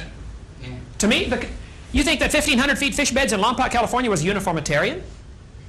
I'm not arguing. I'm saying that doesn't fit the facts. Right, they were killed real quick too. They were killed quick. Down, yeah. So to me, the biblical account of the flood is a good explanation of that. Certainly not falsified by the fact that they exist.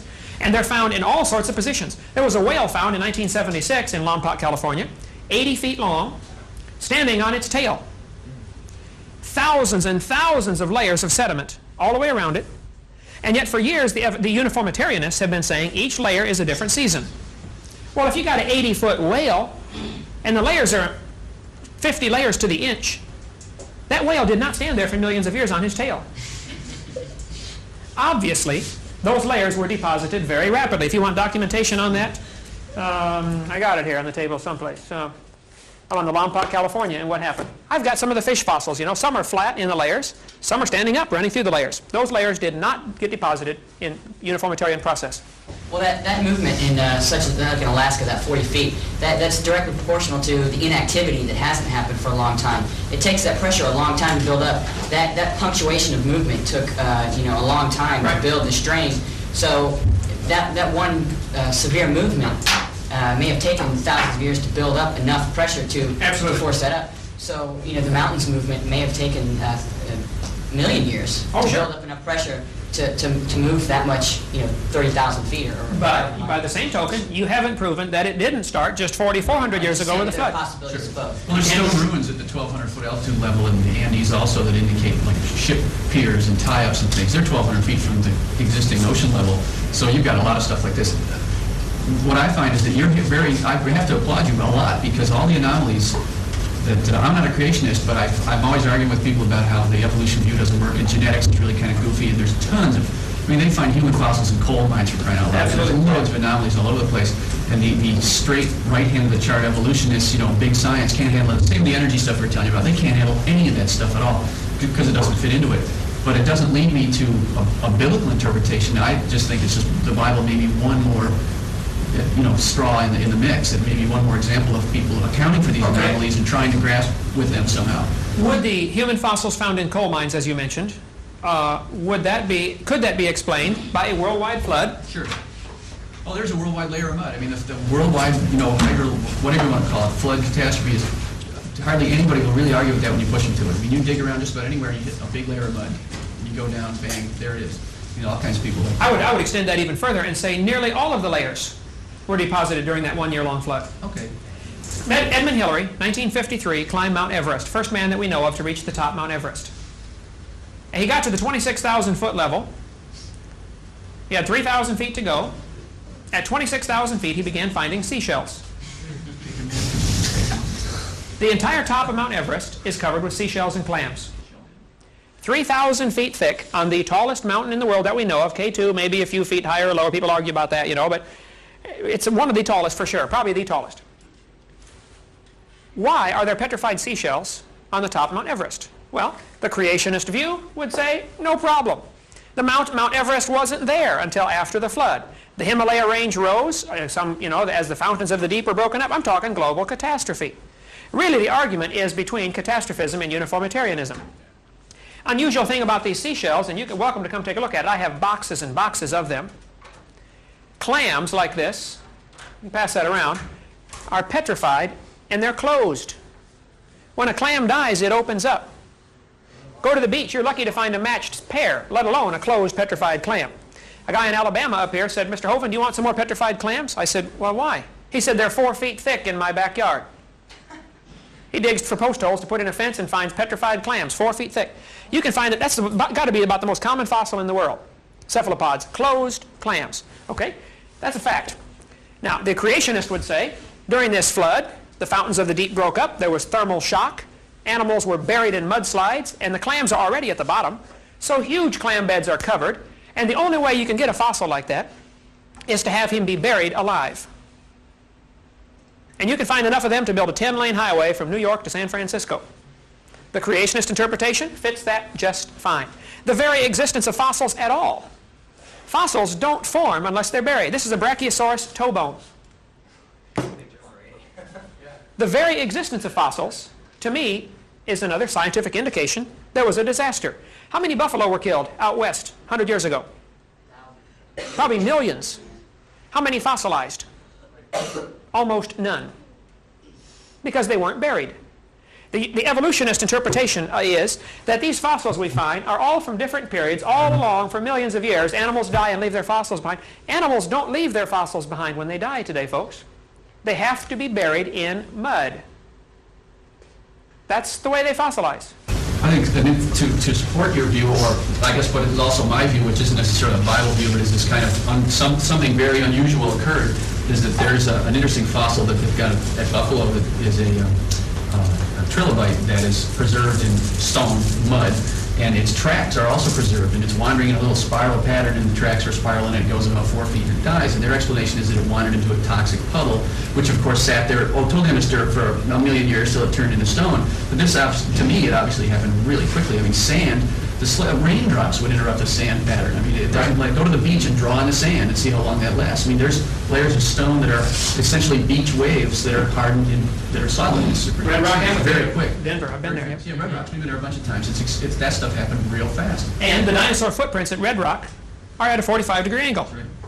Okay, let's give the creation. Slide off, exactly. Sure, the creationist interpretation is it was flat land. The dinosaurs are fleeing the flood. They left their tracks behind. It took several months for that flood to kill everything. You get rising and lowering waters, and they leave their tracks, they get hardened. Somebody else leaves tracks, they get another layer. Eventually, the mountains lift it up, and today the tracks are at a 45-degree angle. There's no problem with that evidence as far as the creationist viewpoint. That fits fine. Now, both are theories. The anthropology, which is what this class is, and we probably ought to stick a little more to that, anthropology. We're off on all these philosophical rabbit trails, but anthropology, the philosophy of this author and this whole course is man is progressing. We used to be more primitive. We used to be some kind of ape-like animal, or we have a common ancestor with the apes, and we went through these various stages of Homo erectus, Homo habilis, Homo sapien, etc. And I say all of that is baloney. I think after this flood, there's been a variety of people produced. Some maybe had Eskimos, for instance, live in environments where they get plenty of fish oil, almost never have heart attacks, but they're deficient in other vitamins. Different people in different climates tend to get certain deficiencies. Unusual traits would become pronounced. Indians have high cheekbones. Orientals have different color skin. Blacks have a different color skin. All have a common ancestor, I would say. It's Adam. Or, even after the flood, Noah's sons. I don't know who Noah's sons were married to as far as daughters. There may have been some diversity before the flood, and one of those daughters may have been considerably different, which would have preserved unusual genes through the flood. But there's no problem from the creationist viewpoint. It has never been falsified. The creationist, young earth creationism, was rejected by many in the 1800s, not because it was falsified, but because it didn't fit their lifestyle. Thomas Huxley said, we like evolution because it gives us sexual freedom. There's no longer a creator that says, thou shalt not commit adultery. That's why Thomas Huxley liked evolution. I don't know if that's why everybody likes it, but that's why he liked it. You mentioned Noah's sons, or Noah's daughter, Ham, Sem, and Japheth. Right. And do you think it would be possible that the populations in the world today could have been created by three people, or three couples? Could the populations today be created by three couples? Absolutely. That's what I showed you earlier, the population growth statistics. At the time of Jesus Christ, there's only 1/4 of a billion. Normal populations grow 2% a year. If you figure 2.6 kids per family, and you knock out 30% of the population every 100 years for floods and famines or catastrophes, wars, you can generate from 6 people. You can generate a population of 6 billion in 4,000 years. Nobody will argue with that knows their mathematics. Now that doesn't prove it happened, but it proves it could have happened. It doesn't falsify the biblical account, is my whole point. Another whole subject we may want to discuss, and this last time I was here raised no, that's not it, raised a lot of eyebrows. What are the results of the worldviews? I think we could take the results of each worldview and show you there are some great differences. Go ahead and unload it all, bud. I don't want to tear those posters up. Some have taken the evolutionist worldview, and it has made them very concerned about the environment. They think man is it. I'm going to use the expression man is God. By that I mean man is responsible. We're the only ones can fix this world. If we don't fix it, it ain't going to be fixed. Man is responsible. Man is the God of this world with a small g. And because of that, there has been a strong environmentalist movement. Environment. We got to save the environment. We're destroying our own environment. It's up to us. We got to fix it. Some have taken the evolutionist worldview to a much lower plane, like Adolf Hitler, and said, well, hey, if evolution is true, then the whites are better than the blacks. I think I could point to numerous examples through history. Stalin, Pol Pot of Cambodia. Now, I'm not saying every evolutionist is that way, but it definitely has been used to justify racism. It's also been used, for instance, by Theodore Roosevelt. Roosevelt was an evolutionist, and he thought the Indians were an inferior species. So it's perfectly acceptable to break treaties with the Indians because they're just savages. Joseph Stalin killed 60 million of his own people. Joseph Stalin believed very strongly in evolution. I think I could point historically, without a problem, to the fact that the evolutionist worldview is responsible for communism. Without the evolutionist worldview, Karl Marx would not have done what he did. Karl Marx tried to dedicate his book to Charles Darwin. Go look at the title page, Das Kapital, in his original one. He knew evolution was the motivating factor for communism. I think you'd find some creationists that have taken the fact that they think there is a creator in this universe. Somebody made this place. And they would say, because there is a creator, there must be some order and design to nature. There must be something, some ordering patterns to look for. Therefore, most of the science advancement in the 1600s, nearly all of those fellows were creationists who were looking for order in nature. Now, they were not all Bible-believing, independent Baptists like me. Some were, a variety of religions, but they were a creationist of some stripe. And they were looking for order in nature. There have been those in the name of Christianity that have done some horrible things. No question. They've said, well, the Jews are useless because they crucified Christ. But what effect does it have on our kids? If we teach our students that man is just an animal, we are a higher animal, but just an animal, there is no creator, you're never going to have to answer to anybody for what you do. There is no judgment day. Then what results can you expect? I think we are seeing in our society today the direct result of the last 30 years of teaching evolution. Crime is rampant, violence is rampant, unwed birth rates, divorce rates are skyrocketing, drug culture. I think much of that, now maybe not all of it, but the vast majority of that is attributable to the philosophy of evolution. Matter of fact, here are some charts of things that have happened since 1963. Drug dealers even aware of the concept of evolution. That's absolutely unbelievable. No, listen for a minute. The drug dealers, many of them are not aware of the fact that they are going to face God someday, that there is a judgment coming. If a fellow believes he's going to face God... Yeah, you remember Rastafarian? The Muslims believe there's a judgment day and they're blowing up people by the hundreds. Oh, sure. But let me just show you what's happened. In America, this is what's happened to sexually transmitted diseases since 1963 for teenagers. This is the chart, the graph of what has happened. Now, what's causing it? It's up to you to decide. You think about that. Here's what's happened to violent crimes in America since 1963 over the population growth. It's up 544%. Nobody argues with that. Crime is bad. It's happening, and it's happening more now than it ever has before, as far as we know. In America, it has. And you're saying that that's caused by the teaching of evolution? I'm saying what you believe determines how you behave. All right, well, let's take up where we left off. I found the population chart, for those of you that were gone during the break. As we mentioned, the population information is really only fairly concrete for the last 2,000 years. But the evidence is that at the time of Jesus Christ, many censuses were taken. Herod took a census that the world population was about 250 million. And so there is no conflict with population growth and the creationist model that man's only been here 4,400 years since that flood of Genesis time. And you're welcome to take a look at this. I do have Yes, a sir. question. Now you're talking about, is that the census, are you just talking about the census proper, or did we extrapolate to take into account the rest of the world? Taking into account the rest of the world, Okay, yeah. Most of the population encyclopedias will say world population was about 250 million at that time. Okay? Okay, I have a question. You guys were talking about plate tectonics before. What do you think about pantheism? That the world was at one point, all the continents had belonged together and then they all fit together in one puzzle. And if it didn't exist, if it didn't take that long to get apart, how did Indians come to America before? Okay, she has two questions. What about Pangea and what about the Indians? I got to write this down because my memory is real short. What was the question again? Pangea and Indians. Indians in America, right. It is a fact. The Earth has plates that are moving some. There are cracks along those plates called fault lines. That we'll put in the fact column. The Earth has plates, they are moving some. Now, does that prove it has always been moving for millions of years? Or could it have just started moving 4,400 years ago at the worldwide flood? Could have been either way. There's no way to prove that scientifically. It is a fact that South America looks like it would fit with Africa. If you moved them together, they look like they would fit. Okay, here's a map of the world, of that part of the world. South America and Africa have a similar continental shape. Nobody argues with that.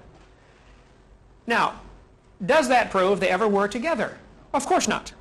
This building would fit with the library if you moved them next to each other, but it doesn't prove they broke apart 80 million years ago, right? That is not evidence at all. Pangea is taken on very sketchy evidence. The other thing they don't take into account, so they're moving. Well, maybe they started 2,000 miles apart, and after the flood, they've moved, 50 miles in the last 4,400 years. Also, if you remove the water from the ocean, there's dirt under there, okay? The continents are not lily pads floating on a pond. There is a solid crust to this Earth which goes under the ocean also. So, they don't just move around that easily. Yes, they are moving a little bit. I say that's just leftover movement from the flood 4,400 years ago. And the Earth is still experiencing a little bit of shifting, and some mountains are still going up, and there are still earthquakes and volcanoes. But that's leftover remnants of this disaster from 4,400 years ago. It is also a fact that the oceans have two distinct parts to them. We have what's called the abyss, the deep part of the ocean. 15,000 feet is the average depth. And then all around the continent is a continental shelf. A cross-section of the ocean, if you could imagine this in your mind, we're going to draw a cross-section. Now you got to understand that less than 1% of the ocean floor has been explored. Way less than 1%. I called the people in Washington, D.C. that make the maps and said, now these contours you have on the ocean floor, how much of that is science and how much is that interpretation? And the lady in charge said, well, we've explored less than 1%, so 99% of that is guesswork. But let's assume it's reasonable. I'm not going to argue with that. The ocean, here's the continents, then there's a continental shelf, and then it drops off into the abyss. This area is called the continental shelf right here, where the water is less than 1,000 feet deep. Most people say less than 1,000 feet is considered continental shelf. Then you have the continental rise down to the abyss, where it's 15,000 feet deep, as opposed to 1,000. If you lowered the oceans 1,000 feet, if you could remove 1,000 feet of water out of the oceans, the continents would become huge. All the continental shelves would be exposed. England would not be an island. England would be part of the mainland. The English Channel would just be a valley you would walk across. Actually, if the oceans were lowered by just 1,000 feet, the Indians could walk to America from either side. You could walk across Iceland and Greenland and Canada. It would all be connected by lowering the oceans. So, here's the creationist worldview of what happened. Go back to my timeline. 4,000 years ago, BC, the creation. 1,600 years later, the flood. After the flood, the ice caps were huge, all the way down to Kansas City, Missouri. If you trap that much water in the form of ice, you're going to lower the oceans considerably. So for the first couple of hundred years after the flood, the people were able to walk literally any place in the world. As the languages, after the Tower of Babel incident in the Bible, when the languages were created, the people broke up into their small inbreeding groups, and they traveled any place they felt like traveling. You could walk to Australia. There was no water in the way. If you lower the water, if you lower the ocean, that's a fact. There's a land bridge to every place. So for the first couple of hundred years, the people dispersed around the world, including to America. And then as the melting ice caps caused the water to rise, the continents became separated. The Bible says in the days of Peleg, the earth was divided. Well, Peleg lived, where's my chart here? Peleg was born 100 years after the flood, by the dates given in the Bible, and he lived for 239 years. During Peleg's time, the Bible says the earth was divided. I think that means a couple of things. I think that's when the earth was divided up into the different languages and consequently nationalities. I think the people that were in these small inbreeding groups developed unusual traits. Black skin might have been a mutation, or white skin might have been a mutation that took hold. When the population was small, a mutation can catch on quickly. I don't have any problems with mutations. I don't have any problems with natural selection. Natural selection works, but it doesn't prove evolution. It might prove creation. Natural selection is not evidence for either side of this argument. It has nothing to do with the argument. After the flood, the populations began to spread out, and they could come over to America or any place they felt like, and the oceans kept coming up deeper and deeper and deeper. Maybe for a 400 or 500 year span, the ice caps were advancing and retreating, maybe for 1,000 years.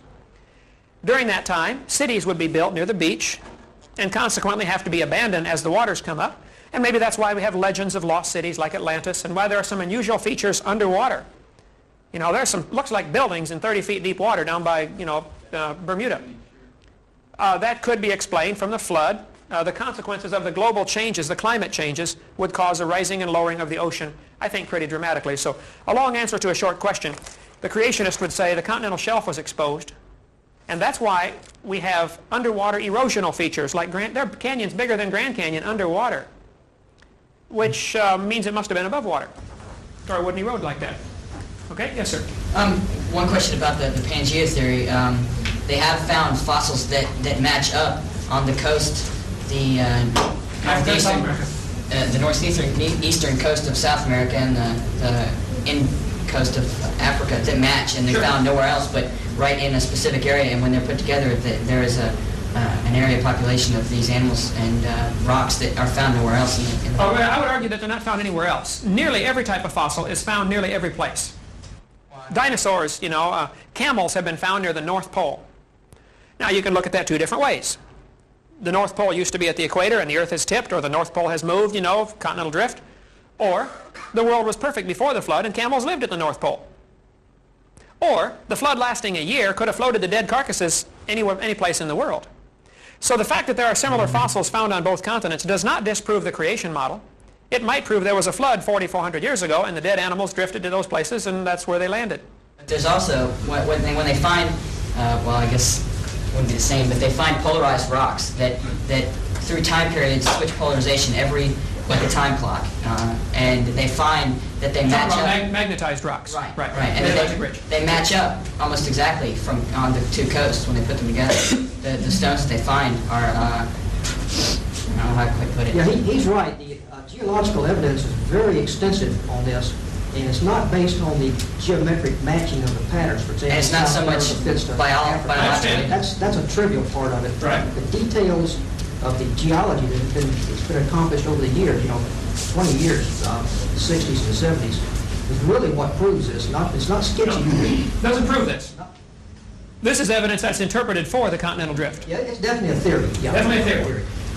If you would look at the actual maps that have been made of the magnetic lines at the bottom of the ocean, they are nowhere close to what appears by the time it gets into the textbook. How do you know if it's only 1% explored? That's the point. It's only 1% explored. It could be that the mid-Atlantic ridge is one of the rips where the fountains of the deep broke up. If the earth ripped open right there, the rocks would be twisted all sorts of different directions. Yeah, I've seen the evidence for this, and it's not like you say. It is conclusive. It is catastrophic down there at the bottom. Thomas G. Barnes is probably the world's expert in geomagnetism. He's a University of El Paso, Texas physics professor. He just retired here a couple years ago. He's written many papers for the government on the Earth's magnetic field. Thomas G. Barnes, because of his intensive research in the Earth's magnetic field, has become a creationist. He says for several reasons. Number one, the Earth's magnetic field is declining. It is getting weaker and weaker and weaker. This world can't be more than 25,000 years old, Thomas Barnes says. Because 25,000 years ago, the magnetic field would have been so strong, the heat generated would have destroyed all life on Earth. It was his evidence in magnetism, and especially studying the lines at the bottom of the ocean. Thomas G. Barnes, he still lives in El Paso, Texas. Didn't you just say that just because it's decreasing now doesn't mean it's decreasing for Right, no proof of it. He says, based on, of course, I could use the same argument for carbon dating. Right, yeah. That's Unitarian assumptions for all of it, right. Based on what we observe today, since Gauss and those fellows, measured the magnetic strength of the Earth, it is declining. NASA thinks the half-life is 830 years of our magnetic field. Now, they measure it more than anybody probably, but that has nothing to do with matching the corresponding magnetic patterns that exist on both sides of the rift. That's what you're really looking at. I'm saying if you looked at the actual data coming off as they drag their thing down there and get the compass fluctuation, you compare that to by the time it gets in the textbook as nice neat lines, 40 million, it's nowhere close. Yes, it is catastrophic down there. It is. The data is good. It doesn't look like you say it. It's not bad like you say it is. I can assure you that actual data, if you can get the actual readings of the maps, compare them to what, by the time it gets into the textbook, there have been many smoothing out of the lines. But it is still not proof. That's not true. Now, I happen to have a master's degree in oceanography, and I have really looked at this in detail. Okay. And it's not sketchy like you say it is. It is good data. Could it be that the mid-Atlantic ridge is one of the rips, fountains of the deep broke up, things flipped over, rocks were flipped every which direction? You can right there see it happening right now today. Oh, it's spreading, no question. It is spreading. Now, they watched with lasers bouncing off of the satellites, to see if Europe and America were getting further apart. After 8 years, the satellite fell out of orbit, and entropy again. But after 8 years, they watched for continental drift in the mid-Atlantic ridge. None was observed. But they said, well, because of atmospheric twinkle, the laser going through the atmosphere gets 0.046 arc seconds of atmospheric distortion. There may have been 3 centimeters, and we didn't detect it. Very true. There might have been undetectable because of allowance of error. So they interpreted that the continents are moving 3 centimeters a year or something like that, and they may be. I'm not arguing that. There isn't real positive proof that they are, at least the mid-Atlantic ridge. We see the vents down there and things like that. You know, there's no question they're hot water vents, and there seems to be new material forming down there. But again, that doesn't disprove the idea of a flood 4,400 years ago. If the fountains of the deep broke up, the continents may have slid hundreds of miles in a few hours, and crashing in someplace else lift up the Himalayas. Read the books on evolution. It talks about India crashing into Asia, raising the Himalayas. They use the same terminology. But it all could have happened in a few years. It doesn't have to take millions or hundreds of millions of years for that stuff to happen. Could have been either way. That's my point. Both are interpretations. Both are really religious worldviews, unsupported by the hard facts of science. And the argument is, hey, we can't teach religion in the schools, and I keep coming back, we already are. This is as much religious as this, or as much scientific. That's not religion. I know you've been through this, but religion infers a supernatural force, whereas science evolution does not infer a supernatural force, so therefore... Evolution is not a supernatural force? It's not a supernatural being. It's a scientific It's not theory. based on supernatural force, whereas creation is near the supernatural creator. Therefore, I contest your definition of religion. Okay, here, I got it right here in my pocket. Okay. I'm telling you, in the books, and what we're teaching to our kids in school, and on Carl Sagan's show, Cosmos, you know, billions of years ago, evolution is presented as if, as if it is a force that governs the universe. And sometimes it's even capitalized, capital E, evolution, like it is a god. Read your books. I bet I can find it in here, where the word evolution is capitalized. Evolution is the driving force. It is God. Oh, I don't know. No, I never heard Read your that. book with that thought in mind, and I think you'll say, wow, that's what they're teaching. Okay. Never mentions a Why did we go from simple life forms 3 billion years ago, when there's no such thing as a simple life form, but we're going to use their words here, a simple to complex. Easy, because Ilya-Prigogine shows that systems that we think are chaotic spontaneously organize into higher levels of complexity as time goes on. Yeah, That's not what this book teaches, I'm That's sure. what the Nobel Prize teaches. That's what Prigogine won his Nobel for, and that's what I was trying to tell you before about entropy being an illusion. That's a known process. It's an explained process. It's a leading edge process. Wait, hold on. Say that again. It's a process. You're showing me that you're telling me that animals in the laboratory have been changed into something. Oh, no, not animals in the laboratory. I'm not talking about animals. You keep talking about animals. You're talking about entropy here and going from simple to complex. I'm talking about information. It's information theory. It happens all the time. You heard of chaos math? You ever seen fractal generation? I'd love to get you to Las Vegas, man. I can make a fortune off of you because you gamble on the long shot. Not at all. You're saying simple to complex. You're saying the greater the odds are against it happening, if the chances are 1 in 10 million of flipping heads 5,000 times in a row, that proves it happened that way. Not at Give all. the whole universe 4 quarters. And Not at all. Who's going to flip them quarters? The quarter's going to wear out before you won't be able to tell which is You're hits. unaware of Prigogine's work. I'd advise you to read his book, read the study of what he did, and then talk about it. There have been people all through history, the last 200 years, let's take. Charles Darwin gambled on that. Well, there must have been changes. No, I'm not talking about a gamble. I'm talking about a mathematical stochastic process. It's not talking about gambling. It's not talking about animals. It's talking about chaos and information, plain and simple. There it is. Just look it up. Starting from The simple to the complex. You think that happens all by itself with no addition? All by itself. It's a property of information-bearing systems. I think you are dreaming. Fine. I think you're dreaming when you dream about God. So are you. I mean, you got a ghost story going on here with supernatural beings pulling puppet strings, and it's crazy. You have this mysterious process that is going from simple to complex. It's well defined. And it We'll works. see that you get information out of it, because obviously we're not getting any further right now. Okay. We'll get your information. Get the information on it. Yes, sir. I just have a question. I mean, I know there's no provable evidence of this. I just want to know if the evolutionist theory of the creation of the world is that it came from a single dense atom of energy. Well, the creationist theory is it came from God. God created it. Where did God come from? Or is there anybody that has any theories on where has he just always been existing in a void, or what happened before he created it? Was there something else? Good question. Where did God come from? That is going to be unanswerable from our perspective here on Earth. What about the Sumerians book? The Sitchin's work with Genesis Revisited about where the Creator came from. You read the book? Well, see, the reason they believed that is because they had not heard me speak.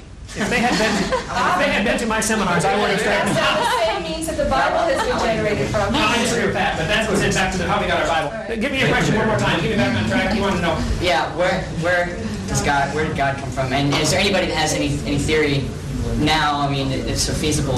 There is no proof of that either way, but let me give you an analogy. I taught geometry, science, and mathematics for years. In geometry, in plane geometry, you deal with just flat substances. Let's suppose we have two people, Mr. Flat and Mrs. Flat. Okay? Here they are, Mr. Flat and Mrs. Flat. They live in Flatland, the chalkboard. They have no comprehension of the third dimension, right? All they see, actually, you and I, as three-dimensional beings, you can see two dimensions, width and height, and you understand depth, but you don't really see depth in the strict sense of the term. You could take a picture of what you're looking at, and it would be flat, but you would still perceive the depth in it. Third dimension is really something we perceive. You don't really see it, if I can get the difference across. Mr. Flat would see Mrs. Flat as a straight line. He could walk around and understand that she is indeed a rectangle, but he only sees her as a straight line. He walks around and says, oh, she's a rectangle, okay? Suppose I, as a three-dimensional being, would like to get them to understand me. You can't put a three-dimensional object into two dimensions. So I stick my finger through the chalkboard. Mr. Flat comes over and says, I've seen him, he's a circle. Right? The cross-section of my finger. Over here I put three fingers through the chalkboard. Mrs. Flat comes over and she says, oh no honey, I've seen him, he's three circles. Both have a very, very limited, small view of what I am. Both are right and wrong at the same time. There's no possible way I'm going to explain a three-dimensional being to a two-dimensional being. Cannot be done.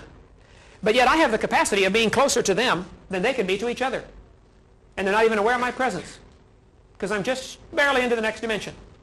Right? I think God is not limited to our three dimensions that we have, length, width, and height, or maybe time, and maybe there's other dimensions. I think the God that I envision is beyond all of this nature. He created it. The guy who designed the car, or the computer, or the calculator is above and beyond and smarter than and outside of his creation. He's not affected by it. He has to be smarter than the watch. He made the watch, right? I think the Creator is not part of this creation in the pantheist sense. I mean, God, you don't go hug the trees because this God is the tree and God is the rock and God is the flower. That's a very limited pantheistic view of God. The God that I have is outside of his creation. If he wants to come down and walk on the water or raise the dead, he made the whole thing. He can do absolutely anything, totally unlimited. That is the Christian God that he says, okay, poof, there's the world. So in a scientific way, you're saying possibly could exist in a fourth dimension that we just can't perceive at all. There's radio waves coming through this room right now.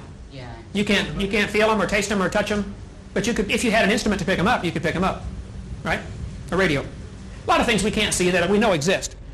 I would say that, though that's a crude analogy, I know God exists because I talk with him. He's my buddy. I've been saved 25 years ago. I accepted Jesus Christ as my sacrifice. He paid for my sins. I am now going to heaven, not because I'm good, but because I've been forgiven. And anybody can have that. Jesus Christ came and died. God made this world. The people rejected God's authority, decided they wanted their own will. God says, no, I still want you. Some want him, some don't. Most don't. And God's the boss. He's going to take care of all that. His, judgment day will come, and God will straighten it all out. But until then, I've never seen him. But I'm going to serve him and worship him. I don't have to. I'm 41 years old. I can go do what I want. I think one thing you ought to consider about us is quite a few of us are devout Christians. We practice our religion as well as you do, sure, as often as you do. I didn't say you. And we find it completely compatible with evolution, as we're talking about right now. Mm-hmm. You seem to keep insisting that this is not the case, that because we are espousing evolution, that we are not Christians or something like you put on a board a while ago, we're associating with communists and Nazis. Now, I think you're being misleading about us in that respect. In a sense, you're insulting us, and I think you ought to be careful about that in future talks to a group like this. Okay. No, I'm open for any suggestions. I want to help. You're coming across as being a little self-righteous, and really, you're really turning me off about the creationist viewpoint. At first, I was really enjoying the discussion, and now you're starting to get a little bit personal. So that's constructive criticism. Good observation. Each of these philosophies of life has a lot of baggage with it. If this is true, there's no need for God. Why not? Why not? Who says that? What did he do? I just got what you're saying. Evolution is the process of change, not the process of It's creation. human nature for us to believe that there's a being out there, some divine something to answer the questions we can't answer. But there's no problem with that. It shouldn't be a problem for us to try to find our own answers. Yeah, that's God's finger snap, the Big Bang. Right. That's a way of looking at it. You believe God started with the matter, God supplied the energy, and God supplied the matter, and God started. I don't really have a theory about that, but I think that's a reasonable thing, yeah. This, then, is teaching that God uses millions of years of suffering, misfits, death. He has no idea what he really wants. There's billions of blind alleys, dead ends, species evolve, can't compete, they die out, tooth and claw, struggle for life. You can do whatever he wants. He made the flood, killed everybody. There's suffering now. What the heck? This is an unintelligent God who doesn't, he doesn't. Yeah, but how, if he was so intelligent, how come he had to wipe us out in the first place? That doesn't make any sense. He gave freedom of choice. Let's take the question to go. Yeah, I just wanted to say that at that point in time, when you say that, are you not imposing your three-dimensional worldview on God that exists in more dimensions? When you say that God doesn't know what he wants, it's a blind God that makes people suffer and makes people die, aren't you imposing your limited perception of what God is on the reality of God? No, I'm saying, to me, the evolutionist worldview is if they say God did this, then God is cruel. Well, you're telling us that unless we believe we're all going to burn. That seems pretty cruel to me. I didn't say that. I don't think what you take is You just said that we have a choice, and we made the wrong choice, and that's why the flood hit. I don't know what choice you've made at all. I've never asked you if you're going to help. Yes, ma'am. Do you not feel that what's going on now in the world is not cruel and that God's not allowed? Oh, there's a lot of cruelty going on now. I mean, if you're saying that if that being so, that there would be a long period of time of cruelty, you're explaining this kind of cruelty. I think after the flood, early in the creation, it wouldn't do any good for God to make robots. He could have programmed Adam and Eve like a computer. I'm 6'1", my wife is 5'0". I can go home, grab her by the throat and say, now you tell me you love me. Well, I could easily beat her up. 100 pounds, 5'0". But that's not what I want. I want her to want to love me. So God gave his creatures, his creation, a freedom of choice. God said, Adam, here's the rules. Do this, beautiful world, got everything for you, I just don't want you to stay away from that one tree. If there was no choice, if there was nothing to choose between, then it's not really a choice. Then, when man sinned, God right away started a program to buy back his creation, if they'd take it. But see, God being perfect and just, the God that I worship, absolutely perfect, he cannot tolerate sin. Everything must be fixed. We get all upset with our justice system because the criminals go free. There's something in man that wants justice done. Somebody murders somebody in your family, you want to see some justice done. That's just part of human nature. We want justice. I think that's part of our shady image of God that we still have. We like things to be fair and just. God created it, they sinned. God says, I'll pay for it if you'll let me. I'll die on the cross. My blood will shed, I will pay for your sins if you'll accept me. Some don't want to, some do. So man has been the cause of progressive decline in this country. There have been more and more problems in this world. More and more violence, more and more anger, because people have rejected God, the God of the Bible. I think the cruelty that's going on here is man to man and caused by man. The evolutionist says there was billions of years of cruelty before man ever got here. You're calling it billions of years of cruelty. Why are you calling it billions of years of cruelty? When the simple life forms evolved, did they have to compete? Sure. Did they have to kill each other to get ahead? Was there struggle for life? Was there death? There is now. Oh, there is now, right. Has this been going on for years before man got here? Sure. That's the evolutionist worldview. That man came on the scene somewhere, some type of primitive man, whoever it may be, along in here someplace. Right. The creationist says man was made perfect to begin with, and we've seen a steady decline. God is going to intervene. He's going to fix it. You mentioned the creationist tigers were not meat eaters. Absolutely. The Bible teaches before the flood, everything was vegetarian. It was not until after the curse, when man sinned, or it was in Genesis chapter 9, Genesis 9:3, the Bible says, God told Noah, now you can eat meat. Man was initially told in Genesis 1:29 and 30 to eat plants, vegetables, and seeds. Vegetarian diet.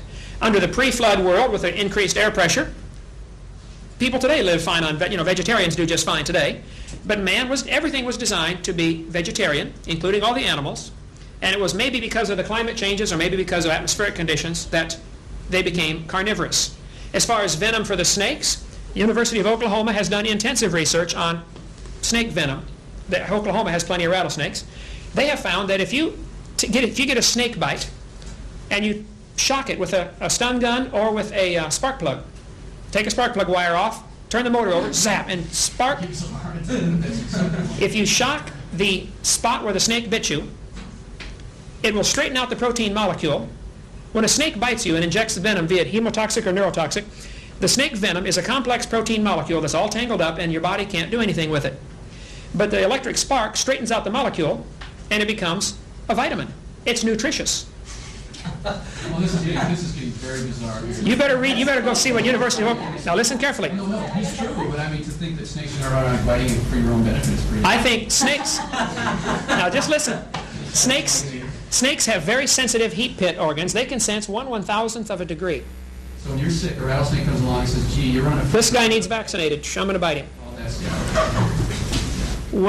How did we get poisonous snakes? What's the evolutionist interpretation? This came about by blind chance? You know the complex mechanism of a poisonous snake? Sure. There's a zillion things have to evolve simultaneously. It uses its venom to eat its prey. It can control the amount of venom it puts in a mouse. It can stun it. And that all just happened by chance? I'm not talking about That's what that. you believe, though. It's not a vitamin. agree That's with what I'm mutation? sure. Yeah, but you're saying these very No, I'm not. I'm not saying that at all. But the evolutionist says these very complex systems that we have. For instance, the human eye. A billion things have to be right to make it work, and only one thing has to be wrong to make it not work. And that came about by chance over millions of years. The process of trial and error, basically. Here we are back to this process. Now, this is the mysterious process that I keep referring to. This is God. You can't name the process. Evolution is a process, and evolution is given all of the attributes of God. This mysterious process is able to create complex things from simple things. This mysterious process, called evolution with a capital E, is capable of starting from nothing and going to everything. This, I don't care if you want to admit it or not, you check me out. This is your God, a process. Somebody else had a question? No? Okay. This is a label for something we don't understand. You call it God, you can call it Bob, you can call it, anything. I mean, it's just kind of silly to get to analysis and say, the ergo, we don't understand it, ergo, it's God. I mean, that's pretty wacky. But you are attributing a personality. No, you are. You're saying that it's God. He's just. He's got rules. He's got commandments. He doesn't like us. No, I'm saying that's a process. I'm saying it hasn't any rules at all. It doesn't care. It's a process. This process of evolution is one that has the personality. Evolution. You read the books. Evolution experimented with this for millions of years until it finally came up with a design that works.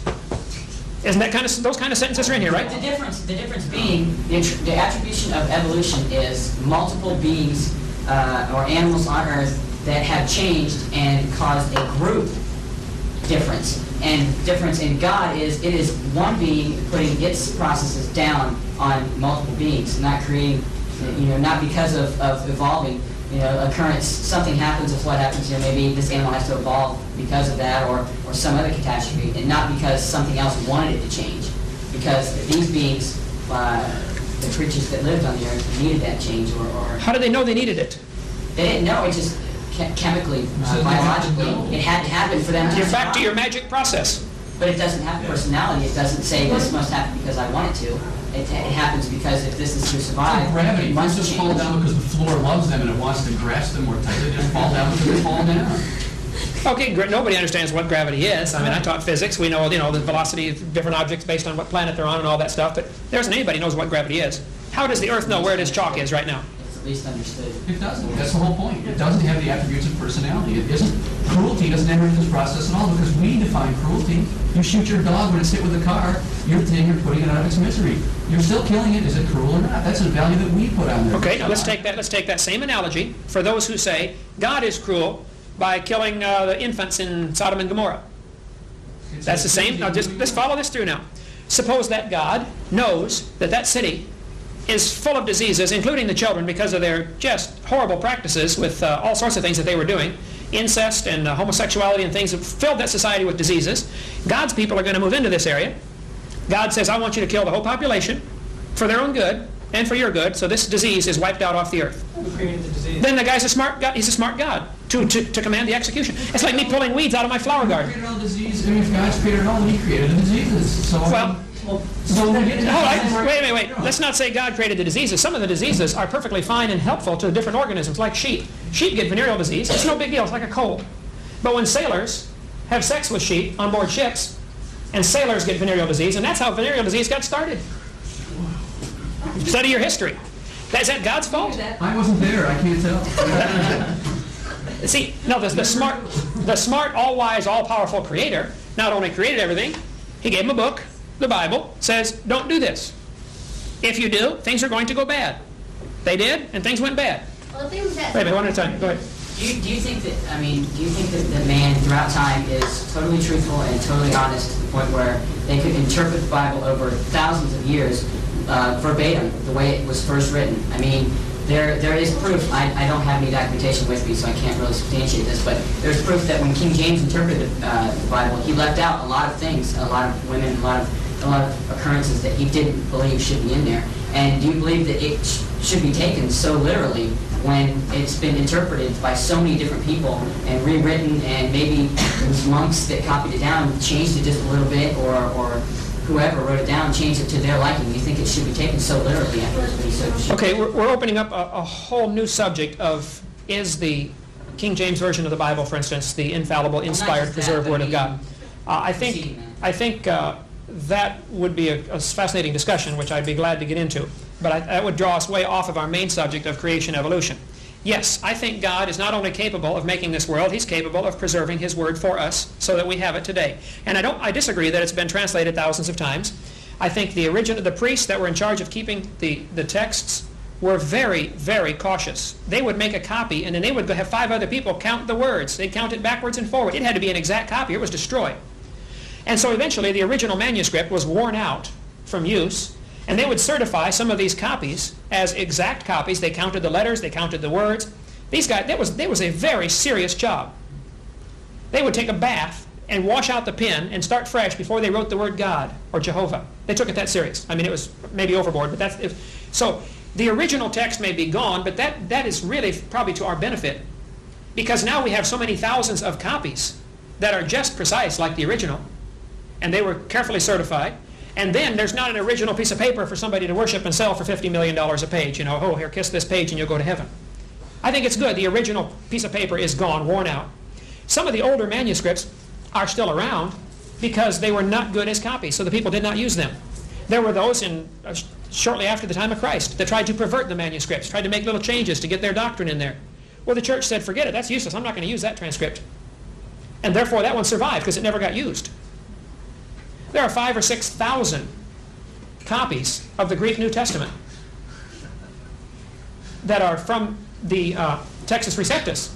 Yet you go to the Alexandrian manuscripts, there's only a few hundred of those, but they're older than the Textus Receptus. But the reason they're older and the reason they still survived is because the early church fathers knew this is not correct. This has been corrupted. If there is a God and there is a devil, it would be smart for the devil to try to do that very thing, to corrupt God's word, to confuse humanity, to start 50,000 religions and get people confused and distracted. Any war does that. The enemy comes in, they turn the road signs, they blow up bridges, they try to confuse the enemy. I think there's a real God and there's a real devil, and Satan is using tactics of confusion to try to keep people away from the truth. The truth is very simple. The Creator loves you. He wants to save you. He wants to forgive you. And if you'll ask Him, He will. And so I asked Him 25 years ago. And I have evidence that it happened because there has been a great change in my life that could not have happened just by deciding to turn over a new leaf. I can go drink all the alcohol I want. I'm 41. And I do. I drink all I want. I don't want any. And I've never had a drop in my life. Never going to. To me, I really want to please my Creator as I understand His Word. I read the Bible actively and avidly. I memorize large portions of it. I want to do what that book says. I've seen the results in my life. I've seen the results in millions of other people's lives. It's not that I'm better than anybody. I'm a wicked, vile sinner. I deserve God's judgment. But Jesus Christ took it for me. I am going to heaven, but it's not because I'm good or better than anybody else. It's because I'm forgiven. And I would like everybody to be forgiven. You think Jews will go to heaven? I think if a Jew has not accepted Jesus Christ, no, they will not go to heaven. It's only Christians then that accept it. I don't know that I want to use the definition, the label Christian. Only those that have accepted Jesus Christ. There may be people in some heathen pagan society that have asked for God's forgiveness and have no concept of what a Christian is. Sure. The Bible says if you seek after God, God will see to him that you find him. There are those who don't want God because they're afraid of some of the rules that go along with an authority. And that's why in the 1800s, this view caught on. Because there was great prosperity. Industrial Revolution brought us all kinds of new machines. I mean, people had time on their hands. You don't have to work 6 days to build a shirt. You can do it in 10 minutes now on your loom, you know. Along with prosperity came all kinds of vices and sins. And the 1800s was a time of not only great racism. You know, America still had slavery. Charles Darwin's book came out in 1859. During the 1800s, many of the European nations felt they were superior. And they were colonizing these third world countries. Belgium took over countries, you know, and England took over, you know, the sun never sets on the English Empire. The evolution as a worldview, as a philosophy of life, caught on in the 1800s, not because there was evidence against creation, but because it was a way to justify the cruelty, the suffering. Carnegie and Rockefeller used the theory of evolution to justify their business practices. Standard Oil became a monopoly. Wipe out the competition any way you have to. If there's 10 gas stations, buy 9 and starve the 10th guy out. And then you got a monopoly. We had to have laws. The unions developed in this time period, late 1800s. The trust busters, the monopolies had to be broken up. The philosophy of evolution was driving some of these people. The strongest survive, tooth and claw, struggle for life. Well, let's be the strongest. Read the biographies of these fellows. Capitalism is all it is. Oh, capitalism. The Bible teaches a form of capitalism, but not like we have today. I believe everybody should be able to own their own property and reap the results of their labor. If you don't work, you shouldn't eat. That's God's welfare program. Now, if I make money and I would like to give my money to somebody else, that's my prerogative. But should the government take my money from my labor and give it to somebody who won't labor? That's what the church did. That's what the early church did. Yeah, the whole welfare program ought to be the church operating it, or the Christians, or the individuals. This idea, then we're getting into a whole other subject, but the idea of the philosophy of evolution is a motivating factor for the 1800s. You're not going to understand the historical events of the late 1800s and early 1900s unless you understand the philosophy of these people. When a headhunter is taught as a little boy, now Johnny, if you kill your enemy, cut his head off and eat his brains because then you get his power. There are tribes like that, right? He's going to behave that way because of what he believes. Everybody behaves based on their belief pattern. If you believe you're going to face God someday, if you believe the Bible is true, and you believe it's wrong to commit adultery, it's wrong to have premarital sex, if you believe the Bible teaches that and it is wrong, then you're more likely to behave that way. So what you believe determines how you behave. And many of the social questions that we argue about today are really back to this argument, creation and evolution. Let's take abortion, for example. Would abortion be right or wrong? Well, before you answer that, if you believe evolution is the way that we got here, you are more likely to say abortion is fine, it's acceptable means of population control or whatever you want. If you believe there's a creator and a God who creates and gives life, then abortion is obviously murder. So the abortion question is really split down the same lines as the creation-evolution question. So is euthanasia, so is mercy killing. The creationist and evolutionist worldviews are philosophies of life. They really undergird your whole thinking process. Your attitude about many things, your reaction to things is based upon your basic philosophy of life, which is going to be one of these two in some form or another. There are a variety of evolutionists. There are some who say God got involved in the process. God snapped his fingers 20 billion years ago, started it. But their philosophy of life would be, I think, considerably different than my philosophy of life, which says the Bible is literally true and to be obeyed, to be read carefully and to be obeyed. Has never been disproven scientifically. Archaeology has never found anything wrong with the Bible. Nobody's ever been able to prove the world is more than 10,000 years old. You can't prove that scientifically. And I think I gave you some scientific evidence that say it can't be billions of years old. If I told you this room was 900 years old, it would be easy to prove I am wrong. Even though probably none of you saw this room getting built, you could prove it was not 900 years old because there's electricity built into the walls. They didn't have electricity till 100 years ago. So you could then falsify what I said, that the world's that this room is 900 years old. That's easy to falsify. I think it's easy to falsify the time element of evolution. I think it is also easy to falsify the idea that life comes from non-life. Ultimately, the evolutionist has to believe in spontaneous generation in some form or another. There is no way out of that corner. You have to believe that dirt became life at some point. And yet it's never been observed. It's been tried in the laboratory. Last time I was here, one of the students said, well, Mr. Hovind, what would you say if scientists could create life in the laboratory? And I said, that would prove it takes intelligence to make life, which is what the creationist has been saying all along. Even if Miller did make life, and he did not, all he made was a few simple amino acids, and he got some right-handed and some left-handed, an equal number of each, and life is all one way, not both ways. An amino acid is a far cry from life. The analogy, the difference between an amino acid that Miller made, one amino acid, the difference between that and life is many, many orders of magnitude. If I drop toothpicks on the floor, I may accidentally form a letter of the alphabet. That is probably, if I dropped 1,000,000 toothpicks, I would probably make a letter A someplace out of that pile, or a letter Z, or a letter N. What are the chances of me dropping toothpicks and developing an entire word? With all the letters. How many toothpicks and how many times are you going to drop? Let's drop billions of them, and let's drop them billions of times. Is there a chance I will get a word? Yeah, sure.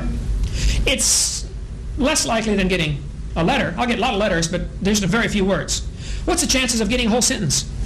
I don't know. We have to do an experiment and find out. We could do that. We could calculate that mathematically. Okay. Now, what's the chances of randomly producing Webster's dictionary? The more complex you get, the less the chance becomes, right? Many folks have calculated the mathematical probability of evolution happening as 0.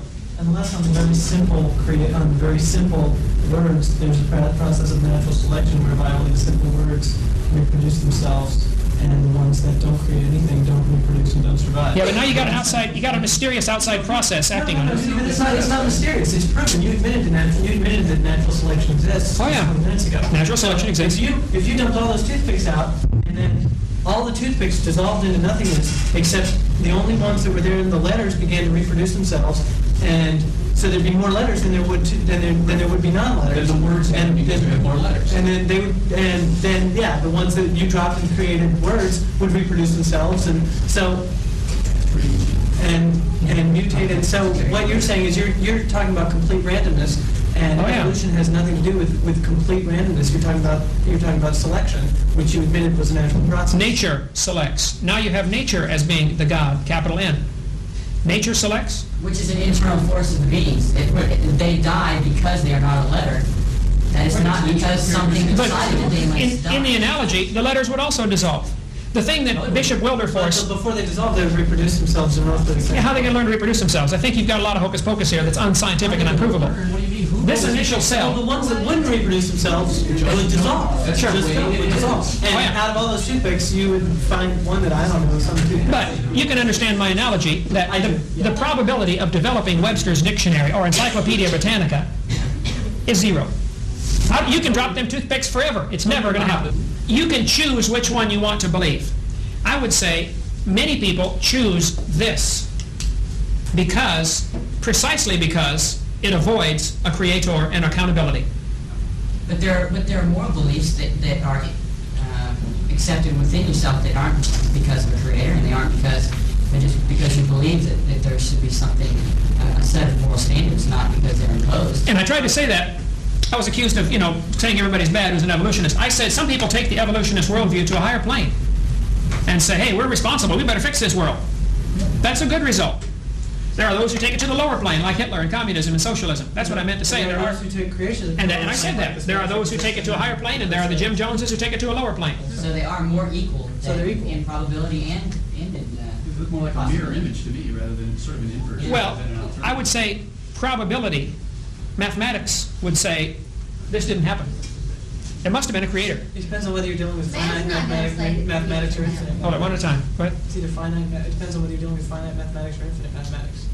Because what's the probability that just a being is surviving on an alternate plane or on a higher plane than we are, that there's just something there that created it. You can't impose mathematics on that. That's why you can't. It's outside the realm of science. Yep. So it's probably a higher, less of a probability than evolution is, because when you try to decide whether there is some being that exists on a different plane than we do that we cannot perceive, that just seems like an easy way to describe why it happened. Well, I think we have enough examples of things that cannot be observed with the human body, but can be observed with instruments, radio waves as an example.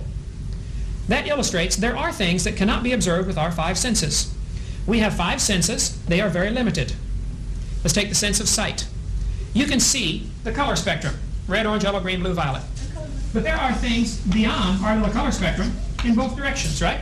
X-rays, radio waves, microwaves. There are things in the same electromagnetic spectrum that are way beyond the ability of our eye to pick them up, right? Bugs, for instance, see a different part of the spectrum than we do. They can see ultraviolet. We cannot see that. The fact that we cannot see it does not prove it doesn't exist. We may be able to get an instrument to detect it. But that the difference being that we don't say that they're just, say, fictional D waves. We just say, okay, these exist. We can't see it. We can't prove it's there, but they exist. I mean, that's like saying God exists. But you can tell there's no physical way to detect it at all. Yeah, I see what you're saying. Well, the reason we believe if we develop, because It is but our knowledge of this spectrum expanded when we detected these other waves. Right, we didn't say, just oh, we run across an Sure. X-ray, let's put it here. We run across ultraviolet, let's put it here. We didn't just say, it's all there, I know it's there because I believe it's there, and it just happened to be there when we finally well, found it. I would argue that the existence of X-rays was proven theoretically, or was demonstrated theoretically, before it was proven actually. No, that's exactly the inverse. They were discovered accidentally when they generated them from Crookes tubes and having exposed film in them. He was getting X-rays all along and didn't know what they were. Look at Madame Curie. She discovered Okay, X-rays is a bad example. She died, right. Right. X-rays is a bad example, but there are many things. Existence of higher chemicals, for instance, beyond 92, that were predicted before they were seen. Right. Many have still never been seen. You know, they just because there was a link. There was Sure. They knew that there were existing elements Okay. and there had to be something else. until we develop a prayer meter to detect God speaking to us or us speaking to God. There is no way to detect that. Right. I'm saying it is pure religion. I've admitted it all along. Creationism is a religion. What I want is the evolutionists to admit they have a religion also. They don't know what exploded. They don't know who supplied the energy. They don't know how the life got here from dirt. And they don't know how the life began to all of a sudden be able to reproduce itself. Reproduction is a complex process. DNA is extremely complex. And if you're welcome to think that it happened by chance, but I'm saying we haven't observed it. Nobody's been able to duplicate it in the laboratory. Making an amino acid is not making life. But there's no physical existence proving the existence of God either, I agree. except for human. I agree. So my whole argument is the way we're teaching our kids in our grade schools and junior highs and high schools is unconstitutional. We have a state-established religion. The taxpayers are all paying for this view and only this view to be presented. That's unfair, it's not right, and we ought to show both. Or if you could think of a third one, then let's show all three. I think if the kids are smart enough to know, somebody says, well, which brand of creation? Do you think the world came on the back of a giant duck that flew down here from some planet? Well, the kids could see, that's dumb. But if you want to teach that, then let's teach that. If there's 30 different varieties of creation accounts, well, then teach all 30. Why have we only included this one? The textbooks will say, second grade books. I got one, it's been packed away, but I got second grade books. Boys and girls. Dinosaurs roamed the earth 70 million years ago. It'll say that like it's a fact. In the second grade books. Okay? What about the second grade? You're right. It should say scientists believe that. Yeah, It should say, one theory is that dinosaurs roamed the earth millions of years ago. Another theory, which more than half of the U.S. population believes, more than half of the people believe, that dinosaurs did not roam the earth millions of years ago. That they've always been with man, and there may be a few still around. But the population is, I mean, that doesn't make it so. Believing does not make it so. I agree for evolution also. That's right. So why do we only teach this? Why does the second grade book say dinosaurs roamed the earth 70 million years ago when it may indeed not be true? But don't you think that they should be taught in two different subjects instead of in the same classroom? I think evolution is not part of science. This is part of a philosophy. But it's been stirred in with science to the point where people think it belongs there. And the same analogy could be made where beer is always advertised at football games. Right? Beer has nothing to do with football. Show me what beer has to do with football.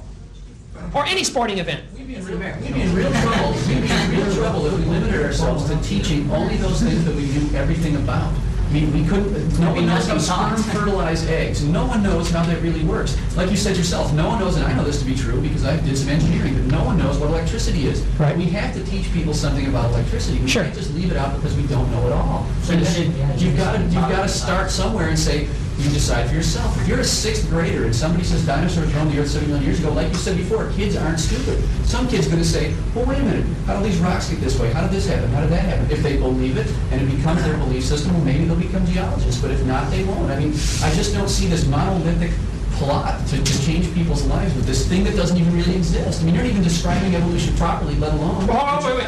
What have I described about evolution that is improper? You're claiming that, that it has this coherent view. You get 3 evolutionists in a room at any one time, and you'll have 3 different theories of evolution. Yeah, and they each can prove the other 2 are wrong. Well, that's right. So there is no monolithic view where they all say this or they all say that or all secondary books say dinosaurs. Oh, yeah, you get 3 Christians in a room, too.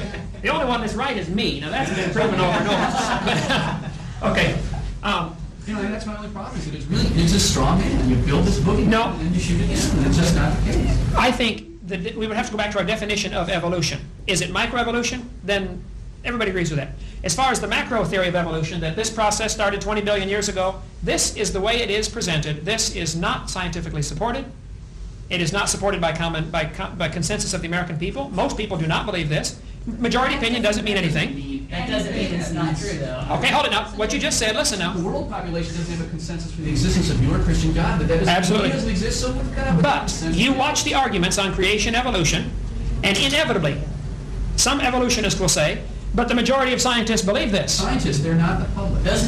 Scientists are they infallible? No, but there are people who study the thing that have an opinion. The average person in the population doesn't know squat about evolution. That's why your average drug dealer that you're blaming evolutionary theory on isn't going to say, yeah, I'm selling crack cocaine because I believe that evolution gives me the right to do this. He's not going to say that C.H. Huxley or Darwin supports the theory of survival of the fittest. That's why I'm going to gun you down with an Uzi. I mean, that's just maybe that's ridiculous. It goes back to your philosophical worldview. There's 2 things we haven't covered that we've been asked to cover here. Carbon dating.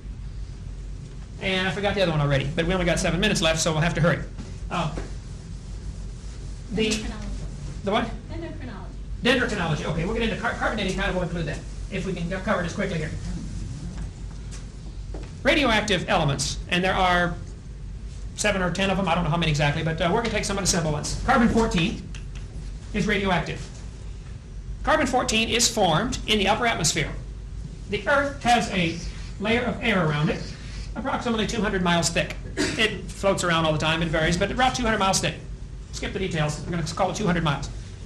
When sunlight or starlight or radiation strikes the atmosphere, it adds excess energy to some of the molecules. Nitrogen can take on extra particles and become carbon-14. Carbon-14 then is radioactive. It's very unstable. You can walk past it with a Geiger counter and you hear click, click, click, click, click as particles fly off. It is falling apart. It falls apart. They watched it for 3 days in the laboratory and decided that it falls apart. About half of it will fall apart. The half-life is about 5,730 years, which I have on my chart. Half-life of C14 is about 5,730 years. That is based on a 3 or 4 day extrapolation, which I'm not going to argue with that. That's probably correct. But you'll find people that say it's 6,000, some say it's 5,690, it floats around, but approximately 6,000 years for the half-life of carbon. Then, that carbon-14 that is produced in the atmosphere gets mixed in with the other gases, and it ends up hooking up to oxygen, becoming CO2, carbon dioxide. Well, plants breathe carbon dioxide, and they make it part of their tissue. And then an animal eats the plants. All the while, this carbon is falling apart. It's radioactive. Now, carbon-14 is very rare. There is only 0.0000765% C14. Extremely rare. 1 part per billion. Not much out there. So the animal eats that plant, the animal dies. Today, the atmospheric carbon is about 16 beats, 16 clicks per minute per gram on your Geiger counter. If you start with pure carbon-14, a pure gram of carbon-14, your Geiger counter would pick up about 16 clicks per minute. All right? 5,730 years later, you're only going to be getting 8 clicks per minute because half of it fell apart. Turn back to stable elements, okay? So if you're only getting 8 clicks per minute, you could assume it is 5,730 years old. That's the way it works. If you're only getting 4 clicks per minute, it has gone through 2 half-lives. And at 4 clicks per minute, it is now 11,000 or 12,000 years old. It has only been verified back to 4,000 or 5,000 years based on samples taken from tree rings and samples taken from mummies and parchments and things like that but it's a far cry from consistent. The dots go all over the chart. From this little bitty 5,000 year range, they have extrapolated back a long time, which may be true, but it is totally overlooking some very fundamental assumptions. The Earth has a magnetic field around it. That magnetic field is responsible for deflecting radiation to the poles. That causes the northern lights and the southern lights. The sky lights up, the neon effect, okay? If the magnetic field is getting weaker, then it used to be stronger. If the magnetic field were stronger 5,000 years ago, less C14 would be formed. So an animal that lived 5,000 years ago started off with only 6 clicks per minute. That's all that was available. And then 5,000 years later, he's down to 3. And we're going to today date him at being 30,000 years old when he's only 5. Because you have assumed that the amount of carbon-14 in the atmosphere today is what it has always been. Willard Libby knew full well, he's the one that invented carbon dating, he knew that atmospheric carbon was still increasing. And yet he ignored that data.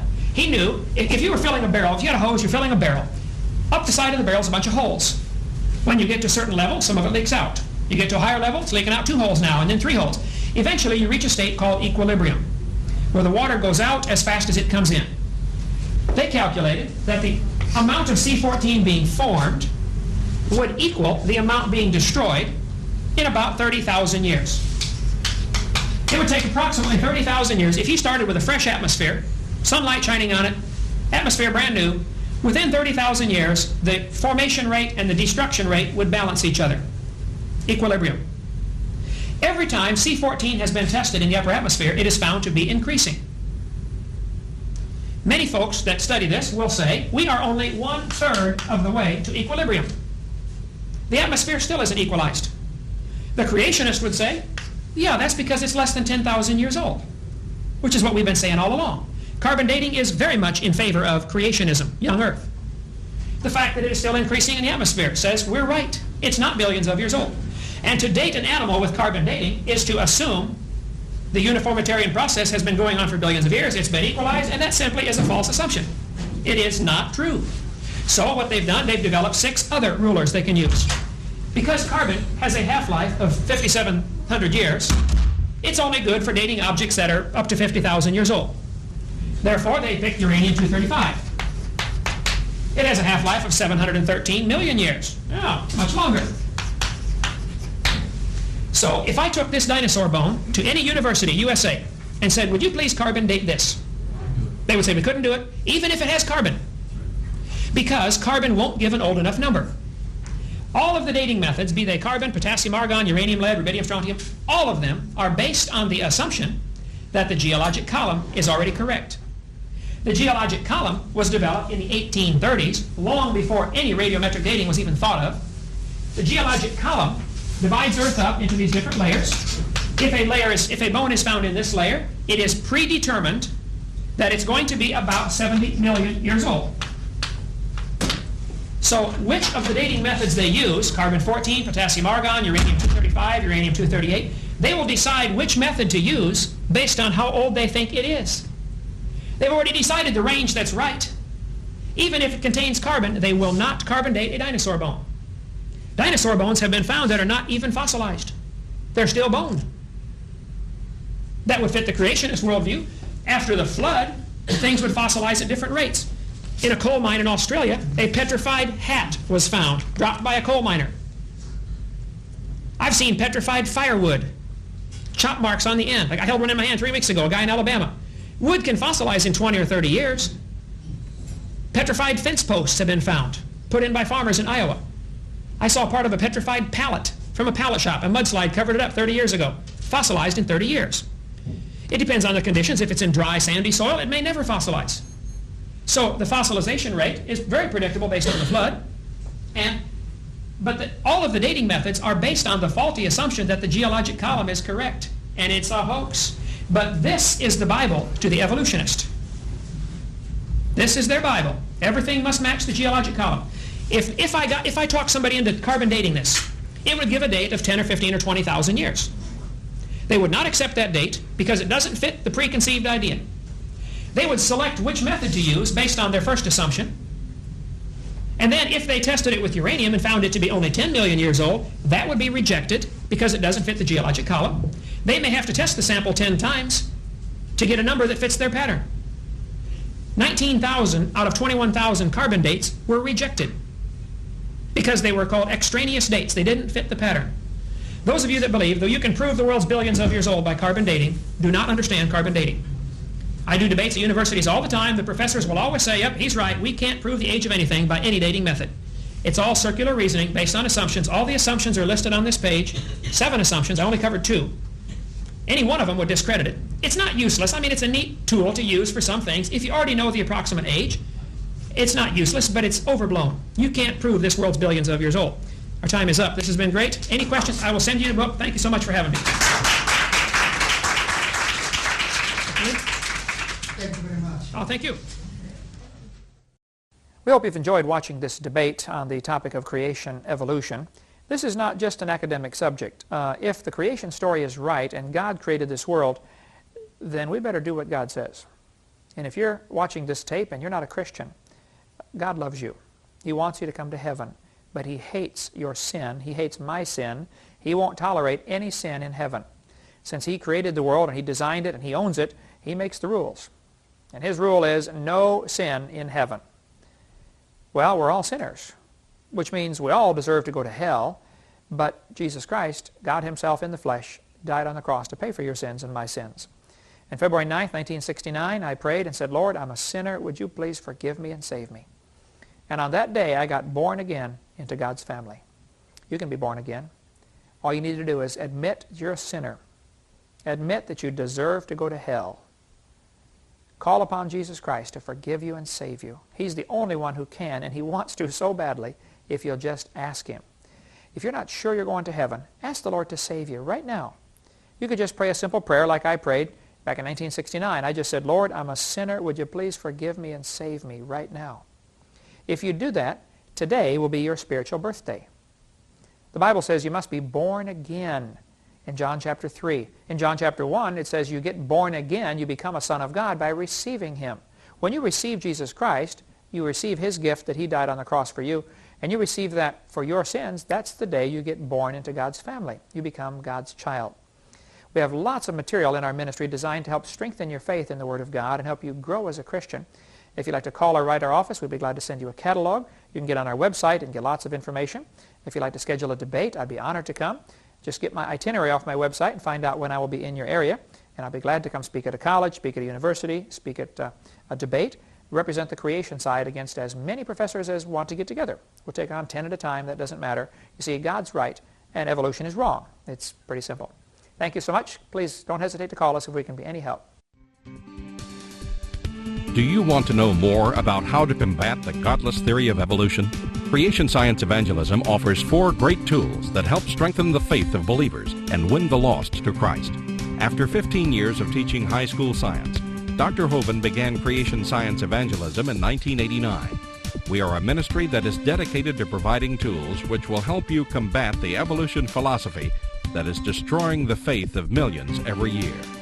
The first tool Creation Science offers is their powerful, life-changing video series. Over the last 12 years, well over 1 million videotapes of Dr. Hovind's seminar have circled the globe. They are reaping a harvest of souls for the kingdom of Christ, as well as helping restore the faith of many thousands confused by the evolution propaganda to which they've been subjected. These videos are available in English, Russian, French, Spanish, Japanese, and sign language. The Age of the Earth, first of the 7-part series, teaches that God created the universe about 6,000 years ago in 6 literal days. Could this be true? Can it be scientifically proven that the Earth is not billions of years old? This tape gives solid scientific evidence that the Earth is young and that the Bible is scientifically accurate. How did the environment of the original creation differ from ours today? And how would this allow men to live over 900 years? Can Christians have a good explanation for the existence of dinosaurs? Could some dinosaurs still be alive today? These and many more questions are covered in the 2nd and 3rd part of the series. Evolution has permeated public school textbooks with false and fraudulent information. This video exposes nearly 30 lies commonly found in textbooks. Every public school student, teacher, and school board member needs to watch Part 4 of this series. Find out if you have been lied to in your textbooks. Discover the terrible difference evolutionary beliefs have made in the past as well as in recent history in our video number 5. Dictators throughout time have used their evolution-based philosophies to rationalize their brutal actions. Learn how evolution propaganda is being used today to prepare people for the New World Order. This is just a taste of all the information the 17-hour seminar series has to offer. Also available are college courses that expand on the seminars in great detail. For those who can handle a more confrontational atmosphere, our debate series is just for you. I said, now, Mr. Patterson, if you think the tailbone is vestigial, I, Kent Hovind, will pay to have yours removed. Dr. Hovind has debated a wide range of atheists and evolutionists all over the country. And you're sure to find these 12 debates very exciting. These would be perfect to present to that scientifically minded person who likes to argue their point. Our topical series includes exciting topics like why evolution is stupid, public school presentation, children's video about dinosaurs, the Bible and health, Leviathan, the fire-breathing dragon, and many more. Creation Science also offers a variety of visuals, like the longevity chart, which presents the entire lineage of Adam to Joseph as given in Genesis.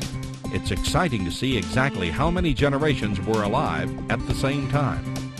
Hundreds of books on a variety of subjects, videos on incredible creatures that defy evolution, t-shirts, fossils, and more. Make Creation Science Evangelism the one-stop shopping center for your creation material needs. Our two websites, www.drdino.com and www.dinosauradventureland.com, provide our second tool for evangelism. drdino.com is packed with lots of information, from charts and graphs to articles and frequently asked questions. This is also where you will find more information on all of the products CSE has to offer. DinosaurAdventureland.com is great for the kids.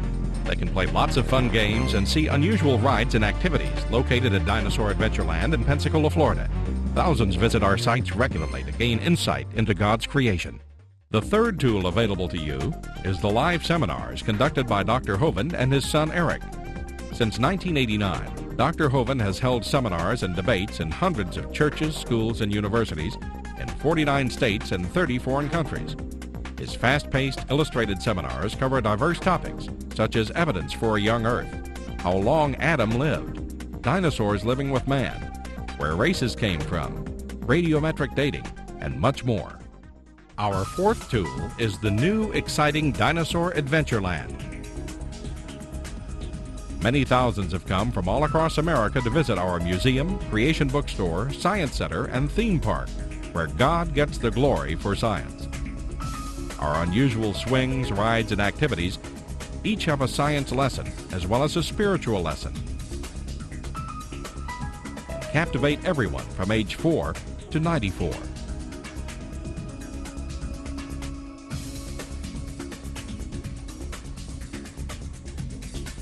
To order material, find out how to schedule a seminar at your church, or get more information about Dinosaur Adventureland, write to us at Creation Science Evangelism, 29 Cummings Road, Pensacola, Florida, 32503.